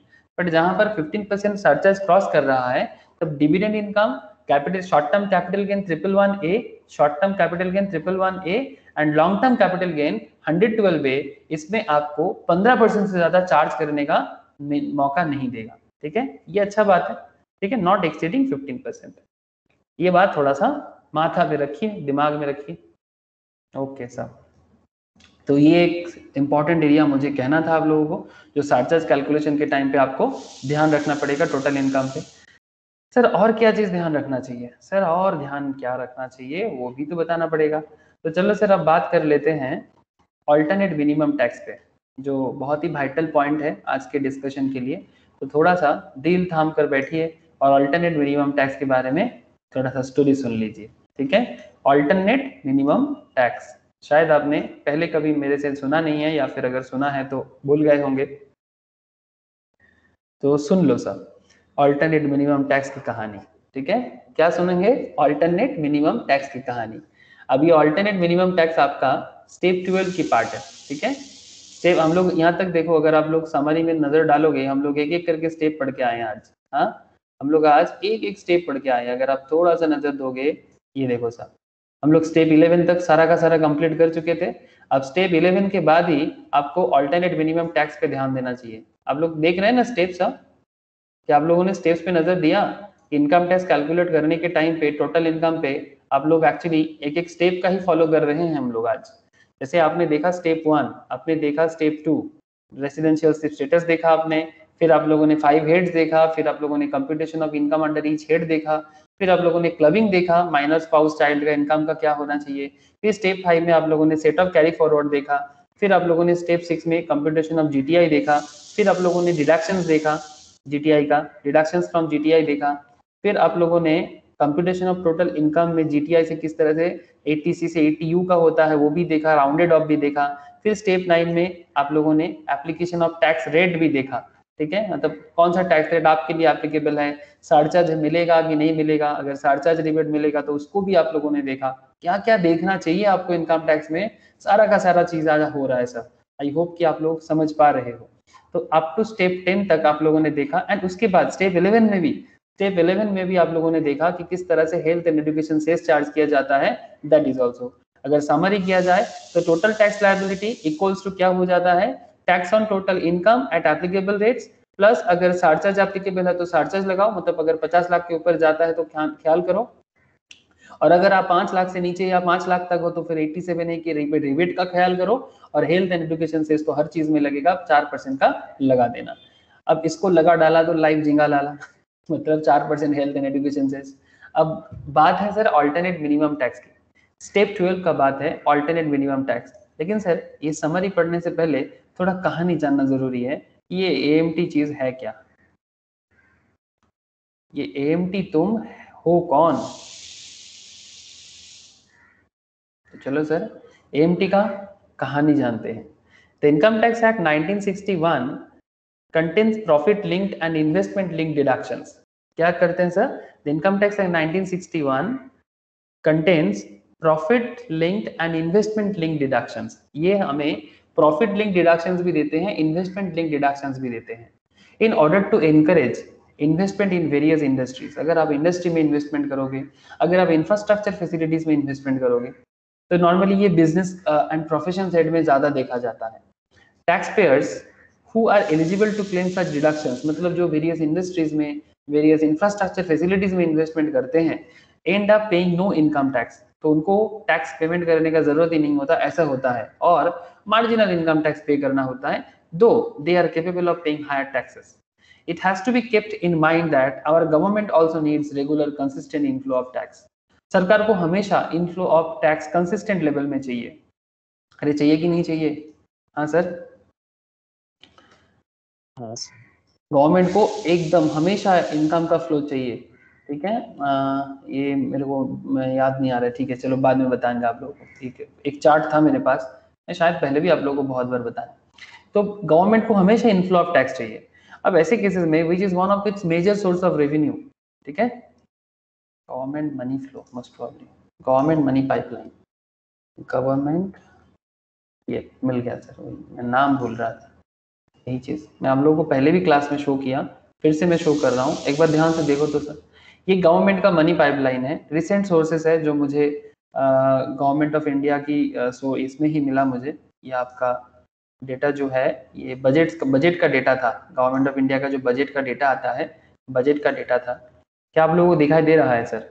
आप बस थोड़ा सा ध्यान दो, आपको देखने को मिलेगा गवर्नमेंट ऑफ इंडिया का जो मनी पाइपलाइन है इसमें अगर 1 trillion equals to 1 lakh crore आता है, ठीक है। अब अगर 1 लाख करोड़ का बात है जिसमें अगर government total gross receive 33.5 trillion करता है, ठीक है, 33.5 trillion, that means you can understand 1 trillion equals to कितना है, तो उसके हिसाब से आप 3.5 ट्रिलियन आप समझ सकते हो। एक इतना बड़ा कंट्री के लिए कुछ भी नहीं है।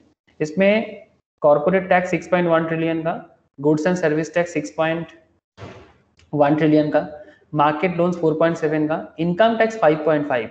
135 करोड़ की आबादी में it's not a good number.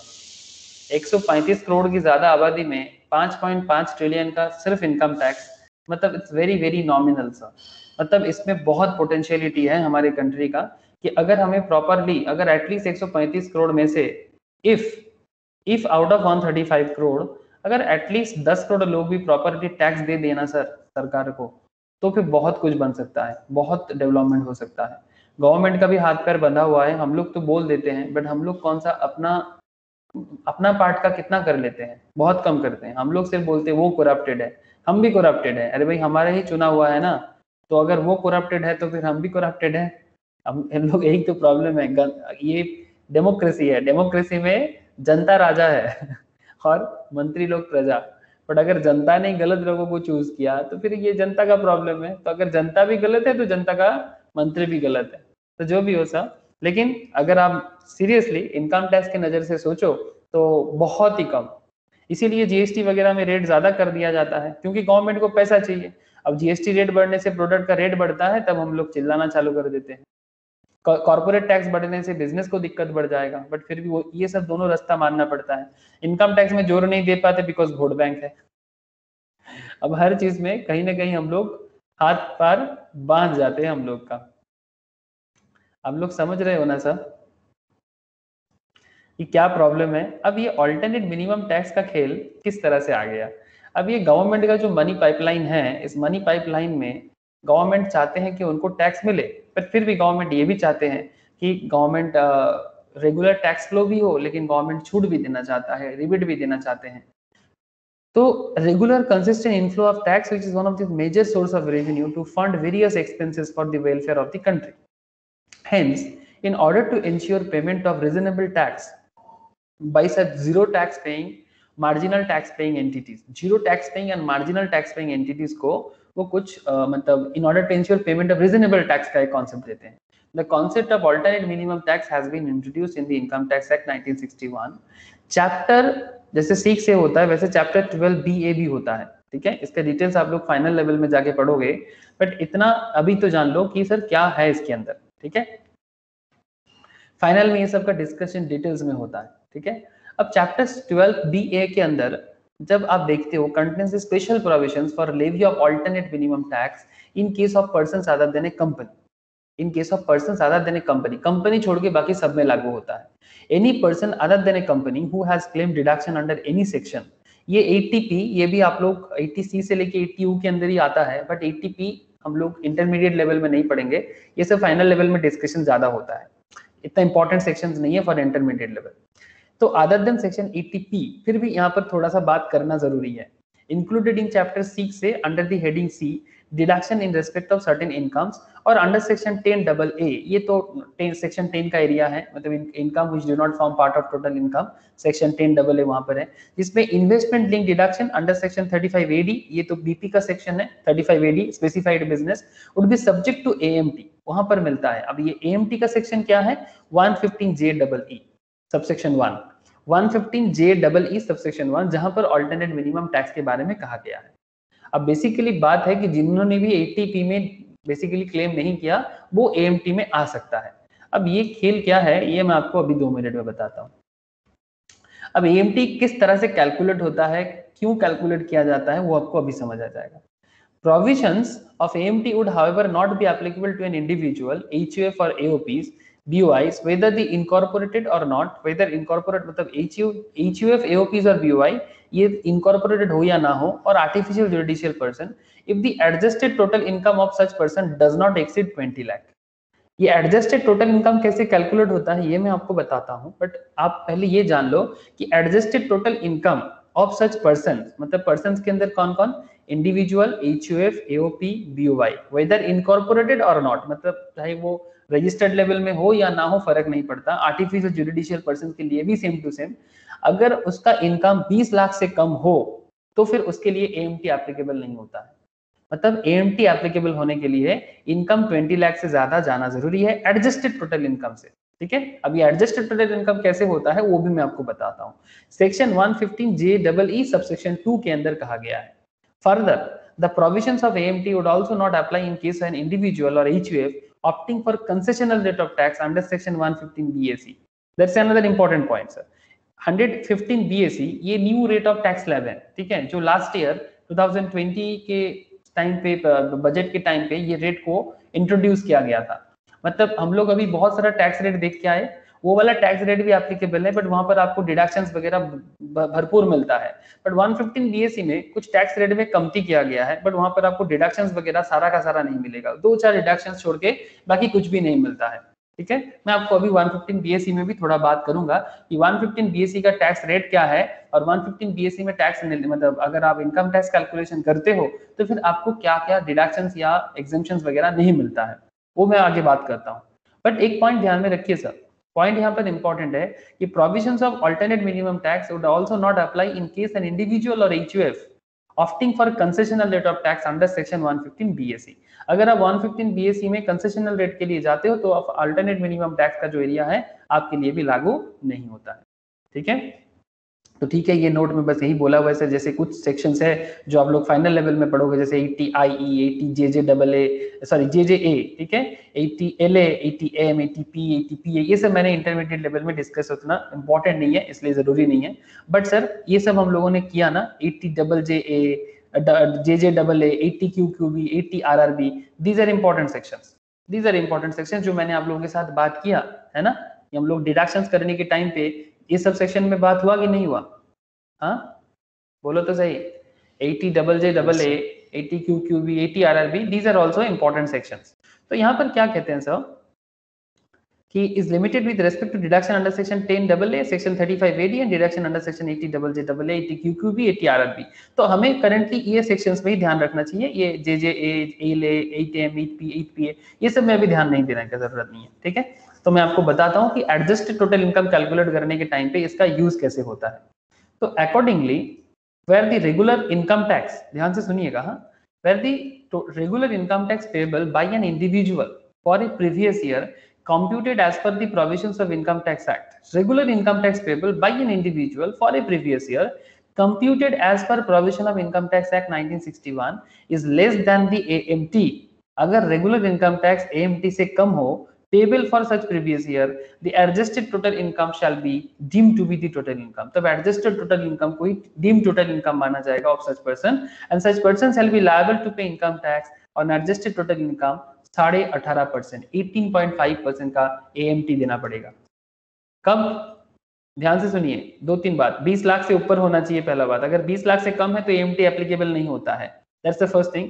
And second thing, this is the very important point, as per income tax act के हिसाब से regular income tax payable by an individual for a previous year computed as per the provisions of income tax act 1961 is less than the AMT payable. मतलब अगर alternate minimum tax से कम हो for such previous year, in that case adjusted total income shall be deemed to be the total income of such person, and in that case alternate minimum tax count किया जाएगा as per 115 JC के हिसाब से 18.5%, that is 18.5%। तो alternate minimum tax rate का rate जो है that is 18.5%, ये आप थोड़ा करेंटली माथा पे रखो, ठीक है। AMT जो रेट होता है सर वो 18.5% होता है। अब sir adjusted total income counting कैसे होता है, ये आपके मन में जरूर चल रहा होगा। तो एडजस्टेड टोटल इनकम का काउंटिंग होने का सिस्टम है, adjusted total income mean total income before giving effect to chapter 12BA as increase by. मतलब चैप्टर 12BA के अंदर मतलब इनकम का इफेक्ट देने से पहले का income, that is deductions claimed if any under section 10AA, उससे पहले का income, deductions claimed under section 35AD जो BP का सेक्शन है, as reduced by depreciation allowable under section 32, as if no deduction under section 35AD was allowed in respect of assets for which such deduction is claimed, and deductions under any section included in chapter 6A under heading C, deduction in respect of certain incomes, जैसे कि 80JJAA, 80QQB and 80RRB, इनसे पहले का जो भी income है इसको हम लोग मतलब एडजस्ट टोटल इनकम भी बोलेंगे, मतलब ये सब डिडक्शंस क्लेम करने के पहले का इनकम, ठीक है। तो इस तरह से एडजस्टेड टोटल इनकम का हिसाब रखना पड़ता है, मतलब डिडक्शंस काउंट करने का पहले का इनकम को ही टोटल इनकम माना जाएगा। अब मैं इसको आपको थोड़ा सा सिंप्लीफाई करके बताता हूँ। अब टैक्स क्रेडिट भी मिलता है, मतलब टैक्स क्रेडिट कैसे मिलेगा मैं आपको वो भी बताता हूँ। पहले थोड़ा प्रोविजंस बता दूं, फिर मैं आपको सिंप्लीफाई करूंगा लास्ट में। टैक्स क्रेडिट फॉर एएमटी भी मिलता है सेक्शन 115 जेडी के हिसाब से। Tax credit is the excess of AMT paid over the regular income tax, मतलब रेगुलर इनकम जो भी टैक्स आपका हो रहा था, अगर आप उससे एएमटी में ज्यादा टैक्स पे कर रहे हो तो वो एक्स्ट्रा टैक्स आपके लिए क्रेडिट का काम करेगा। Excess of AMT paid over the regular income tax payable under the provision of Income Tax Act 1961 for the year. Such tax credit shall be carried forward and set off against income tax payable in the latter year.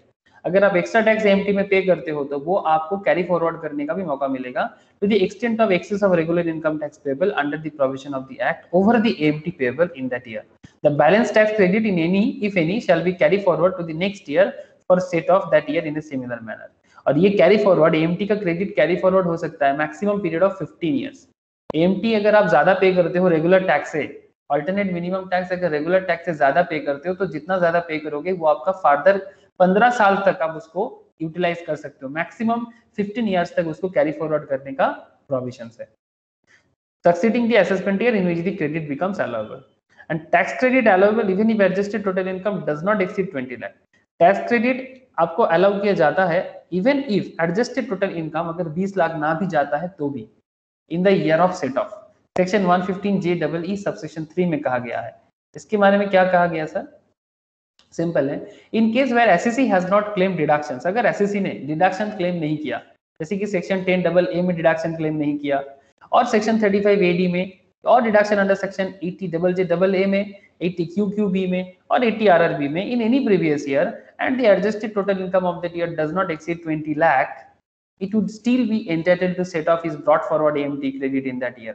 मतलब अगर आप next year में, मतलब जब आप credit को utilise करते हो, क्रेडिट यूटिलाइजेशन के जिस साल, सपोज मानो 2021 में तुमने क्रेडिट लिया था, मतलब बेसिकली ये सब एडजस्टमेंट लिया था और क्रेडिट को यूटिलाइज किया था, बट नेक्स्ट ईयर में 21 22 में सपोज आपने कोई डिडक्शन नहीं लिया, 80JJAA में नहीं लिया, 80QQB में नहीं लिया, 80RRB में नहीं लिया और आपका 20 लाख क्रॉस भी नहीं किया, डज नॉट एक्सीड 20 लाख, फिर भी आप नेक्स्ट ईयर में अगर आपका एएमटी क्रेडिट है, अगर आपका एएमटी क्रेडिट है तो आप वो क्रेडिट को यूटिलाइज कर सकते हो, ठीक है, ये कहा गया है, ठीक है। अब इसको मैं आपको थोड़ा सा अल्टरनेट मिनिमम टैक्स को मैं आपको एकदम इतना देर से हम लोग जो भी चीजें पढ़े, अब इसको अगर मैं समरी के लिए, मतलब एक छोटा सा पॉइंट में आपको समझाने का कोशिश करूं तो आपको मैं एक बार फिर से इसको रिवाइज कराऊंगा, ठीक है, बस एक स्मॉल पॉइंट में रिवाइज करूंगा, आपको इतना सारा चीज याद रखने का करंट जरूरत नहीं है, आप बस इसको सिंप्लीफाई वे में याद रख सकते हो। अल्टरनेट मिनिमम टैक्स का सिंप्लीफाइड वे में याद रखने का तरीका। स्टेप 12 में examine the applicability of AMT, क्या कहते हैं sir? If an individual is claiming deduction, अगर आप डिडक्शन क्लेम करते हो under section 10AA, under section 35 AD और section 80JJAA, 80QQB and 80RRB, and if his adjusted total income exceeds 20 lakh, AMT provisions will apply. अगर adjusted total income कैसे मिलेगा? ये सब एडजस्ट करने से पहले का इनकम अगर 20 लाख हो जाता है और अगर आप ये सब भी क्लेम करते हो, ठीक है, if an individual claiming deduction under these sections and also adjusted total income exceeds 20 lakh, मैंने आपको अभी बताया कि एडजस्टेड टोटल इनकम का मतलब क्या है, तो फिर आपके लिए एएमटी एप्लीकेबल हो जाएगा। जो भी एएमटी आएगा उस पे आपको 18.5% ऑफ एडजस्टेड टोटल इनकम पे आपका टैक्स चार्ज होगा। अगर एएमटी, अगर alternate minimum tax greater than tax computed as per regular provision, मतलब अगर आप एएमटी कैलकुलेशन ना करके रेगुलर प्रोविजन में ही टैक्स कैलकुलेट करते और अगर आपका AMT tax alternate minimum tax अगर रेगुलर टैक्स से ज्यादा हो जाए, then adjusted total income would be deemed to be total income. तब माना जाएगा कि जो भी आपका एडजस्टेड टोटल इनकम है वही आपका टोटल इनकम है और उसमें आपको 18.5% का टैक्स लगाना पड़ेगा। Tax credit to be carry forward equals to AMT less tax computed as per regular provisions, मतलब AMT अल्टरनेट मिनिमम टैक्स से रेगुलर प्रोविजंस का टैक्स के अंदर जितना अंतर होगा उसका टैक्स क्रेडिट आपको फॉरवर्ड ईयर में, मतलब अपकमिंग 15 ईयर्स तक आप उसको यूज कर सकते हो। इंडिविजुअल्स और HUF एक्सरसाइजिंग ऑप्शंस 115 BSE, अगर आप 115 BSE के तहत अगर आप जो भी कंसेशनल रेट ऑफ टैक्स है, मैं आपको अभी बताऊंगा, अगर आप ये वाला एरिया यूज करते हो तो आपको alternate minimum tax under section 115 JC use करने का मौका नहीं मिलेगा। ये है 100 AMT का एरिया। बाकी मैं नेक्स्ट दिन आपको कुछ कैलकुलेशंस करा के प्रैक्टिकल बताऊंगा, तो फिर आपको जितना भी थोड़ा सा प्रॉब्लम फील हो रहा है वो प्रॉब्लम फीलिंग चला जाएगा। बट सर अब मुझे इतना बताओ, अल्टरनेट मिनिमम टैक्स का कॉन्सेप्ट समझ में आया कि नहीं आया? कोई डाउट हो तो पूछो सर। क्या अल्टरनेट मिनिमम टैक्स का कॉन्सेप्ट समझ में आया आप लोगों को कि क्या है AMT, कितना रेट लगता है AMT में, कितना अमाउंट ऑफ इनकम होने से होता है, कब कौन से केस में डिडक्शंस मांगने से उसको AMT के अंदर डाला जाता है? हाँ सर बोलो, समझ आ रहा है कि नहीं? सर 80 सेक्शन 80 का जो डिडक्शन है वो तीनों ही लेना पड़ेगा, उसके बाद मिलेगा, या फिर कोई एक लेके भी कर नहीं, सकते कोई भी इनमें से कोई भी, ये जो 80 JJA, JJAA, 80 QQB, 80 RRB, इनमें से कोई भी सेक्शन अगर वो यूज कर रहा है, even in claiming deduction under section 10AA और अंडर सेक्शन 35AD और section 80 JJA, JJAA, 80 QQB, 80 RRB और उसका adjusted total income 20 lakh cross कर रहा है, तभी जाके वो AMT प्रोविजंस उसके लिए एप्लीकेबल होगा। और जो रेट होगा वो एडजस्टेड टोटल इनकम पे 18.5%। और एडजस्टेड टोटल इनकम को कब माना जाएगा? जब उसका, अगर उसका AMT का रेट और टैक्स नॉर्मल रेगुलर प्रोविजंस पे रेट, अगर AMT ज्यादा होता है तो फिर AMT रेट को ही, एडजस्टेड टोटल इनकम को ही उसका डीम्ड इनकम माना जाएगा और उसी के ऊपर 18.5% चार्ज होगा। और अगर AMT में कुछ भी ज्यादा है, अगर AMT से कंप्यूटर रेगुलर प्रोविजंस लेस करके कुछ भी अमाउंट उसका क्रेडिट होता है, तो वो क्रेडिट कैरी फॉरवर्ड कर सकता है, अगला 15 साल तक उसको कैरी फॉरवर्ड करने का मौका मिलता है। समझ आ रहा है ना? अरे बोलो सर, कोई डाउट है? ऐसे देखो सर, प्रैक्टिकल करेंगे थोड़ा क्लैरिटी ज्यादा मिलेगा, लेकिन प्रोविजंस के हिसाब से मेरे हिसाब से कोई डाउट होना नहीं चाहिए। फिर भी अगर किसी को कोई डाउट हो तो पूछ सकते हो सर। मैं नेक्स्ट क्लास में आप लोगों को कंप्लीट सम्स में ये AMT का क्वेश्चन करवाऊंगा, तो फिर आपके मन में जो भी थोड़ा बहुत दुविधा है वो दुविधा चला जाएगा। बोल जियाउल बोल, तथा विशाल, सभी को पूछ रहा हूँ, Preeti, Priya, Roshni, everyone, Raunak, any doubt sir? Okay sir. Priyatama बोलो, आस्था, नंदिनी, दीक्षा, বল স্যার বল। ডিডাকশন এখানে দেয়া আছে, তার বাদে 80C থেকে বাকি 80 এর মধ্যে আর বাকি কোনোটাই অ্যাপ্লিকেবল হবে না, তাই তো? यस सर, ठीक है, यस।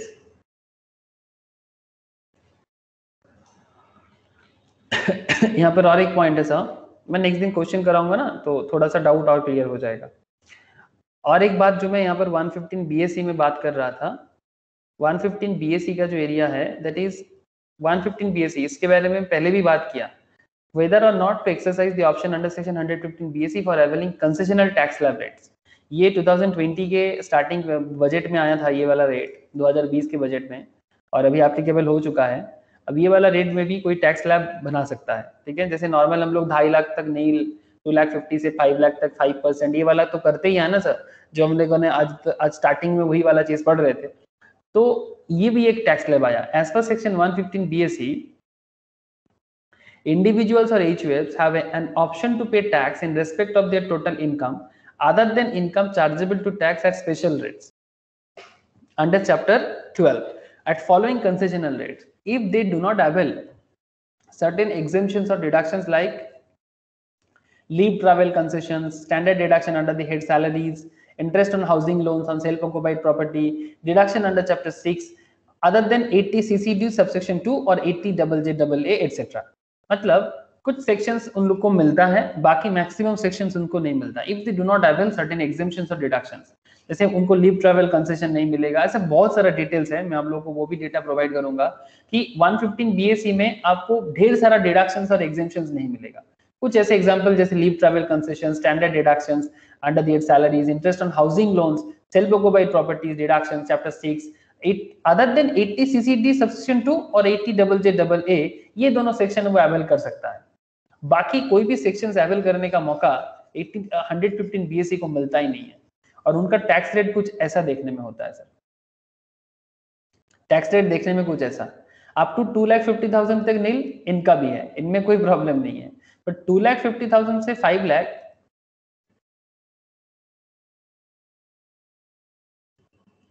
2,50,000 से 5 लाख का जो एरिया है दैट इज 5% का है, 5 लाख से 7,50,000 दैट इज 10% का है। यहाँ यहीं पर थोड़ा चेंज आ गया, देखो सर 5 लाख से 10 लाख 10% होता है ना, सॉरी 10% का तो कोई स्लैब ही नहीं है हम लोग का। नॉर्मल केस में, रेगुलर केस में 10% का कोई स्लैब है क्या?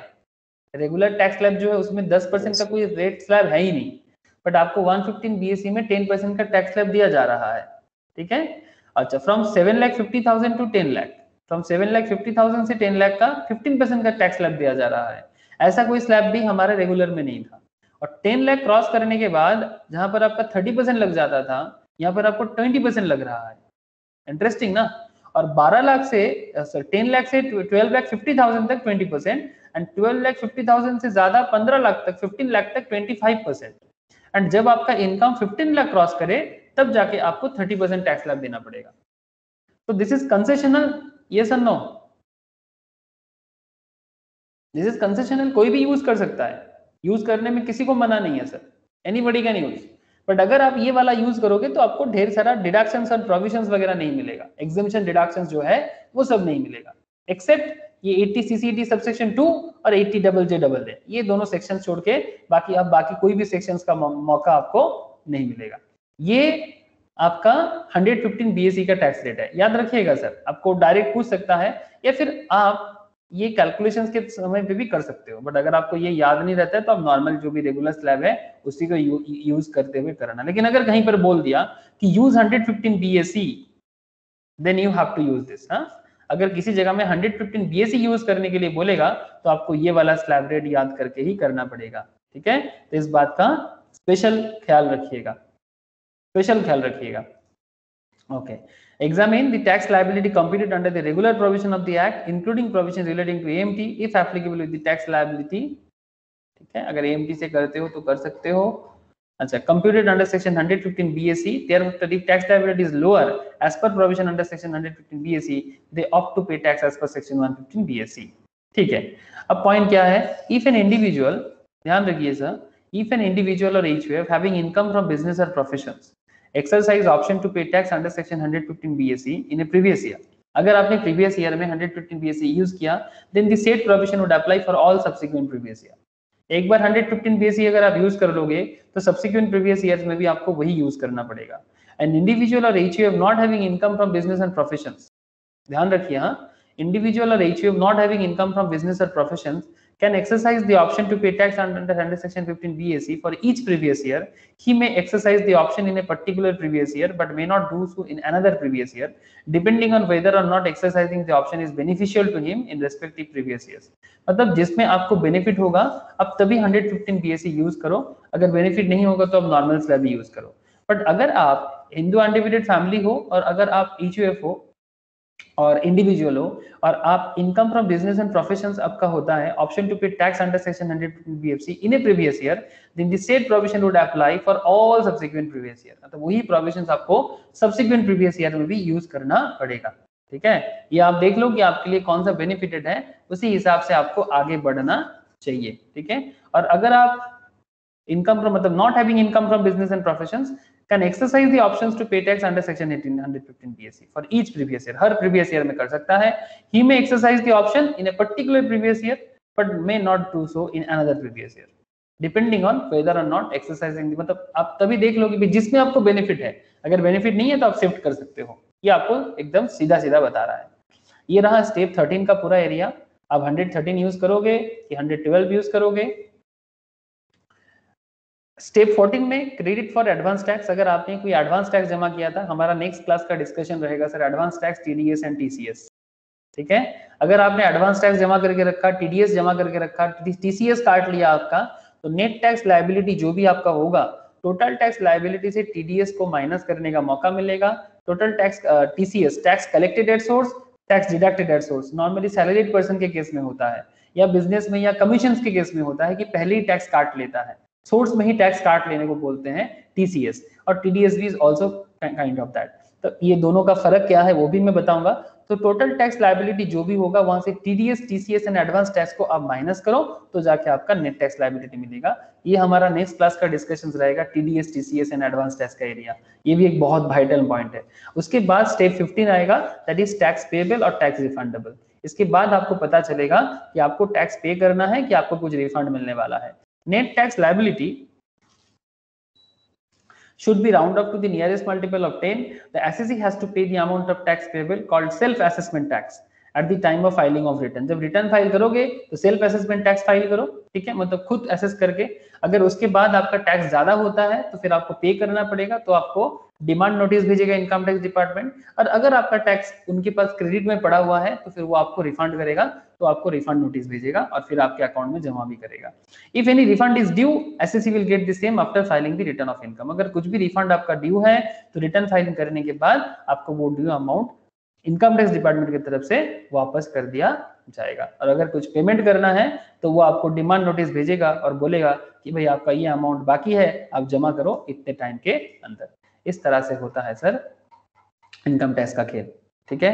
तो मैंने एक क्वेश्चन यहाँ पर रेसिडेंशियल स्टेटस के साथ एक क्वेश्चन यहाँ पर देके रखा, आप लोग घर पे एक बार ट्राई कीजिएगा। तो नेक्स्ट दिन में और भी ऐसा और भी काफी सारा कंप्लीट लेवल ऑफ क्वेश्चंस मैं आप लोगों के साथ डिस्कस करूंगा। इसके अंदर रेसिडेंशियल स्टेटस है, जिन लोगों ने रेसिडेंशियल स्टेटस का क्लास नहीं किया मैं उनको इतना बोलूंगा सर एक बार आप रेसिडेंशियल स्टेटस कर लो, मैं शेयर करके रखा। अगर किसी के साथ नहीं किया तो एक बार प्लीज मेरे को बोलो कि सर मुझे शेयर करो, रेसिडेंशियल स्टेटस क्लास करके फिर आप ये क्वेश्चंस करने का ट्राई करो, ठीक है। हाँ थोड़ा बहुत दीक्षा, नंदिनी इन लोगों को थोड़ा दिक्कत होगा, बट बाकी लोगों को दिक्कत नहीं होना चाहिए मोस्ट प्रोबेबली, ठीक है। फिर भी ट्राई सभी को ही करना, ठीक है। तो ये क्वेश्चन मैंने देके रखा रेसिडेंशियल स्टेटस के साथ कंप्लीट सम्स, तो ये ट्राई करना घर पे। और जो मैं लास्ट दिन जो मैं होमवर्क दिया था उसको भी मैं आप लोगों को क्वेश्चन का सॉल्यूशन जो है वो मैं आप लोगों को शेयर करता हूँ, आप उसको चेक करके मुझे बताइए कि क्या सिचुएशंस हुआ आप लोगों का सॉल्यूशन का, ठीक है सर। तो ये था आज का टोटल इनकम का कंप्लीट ओवरव्यू, ठीक है। फिर नेक्स्ट क्लास में मैं आप लोगों को टोटल इनकम रिलेटेड क्वेश्चंस करवाऊंगा जिसमें मैं एएमटी का भी डिटेल्स आप लोगों के साथ डिस्कस करूंगा। मतलब क्वेश्चंस करने से एएमटी का जो भी डाउट है और 115 बीएससी का भी कुछ क्वेश्चंस कर लूंगा तो आपको मजा आ जाएगा। तो बोलो सर क्लियरिटी कुछ हुआ कि नहीं, एनी क्वेश्चन सर? हेलो बोलो सर बोलो। तो था बुझा कैसे कि जाए नहीं है सर। सर एक मिनिमम অল্টারনেট ট্যাক্স আর অল্টারনেটিভ মিনিমাম ট্যাক্সটা কি সেম? हाँ हाँ हाँ एक ही जिनिस, एक ही चीज है।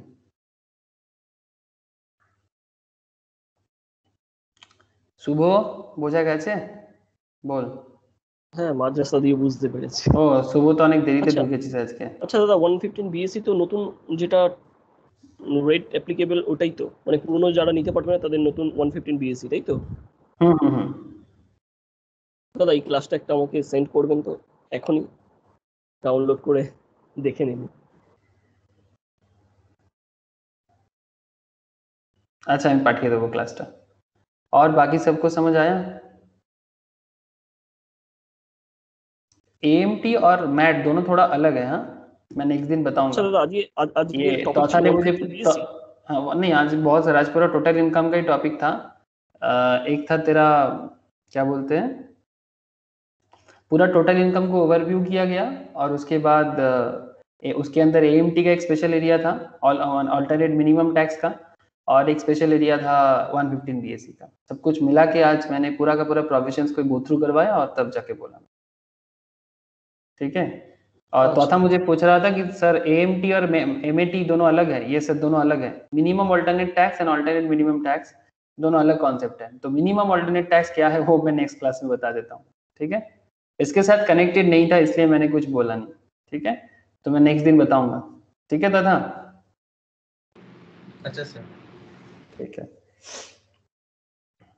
দাদা রেকর্ডিংটা অফ করে দিন, রেকর্ডিংটা অফ করে দেবো, ওকে দিয়ে পাঠিয়ে দেবেন, সেন্ড করে দেবেন।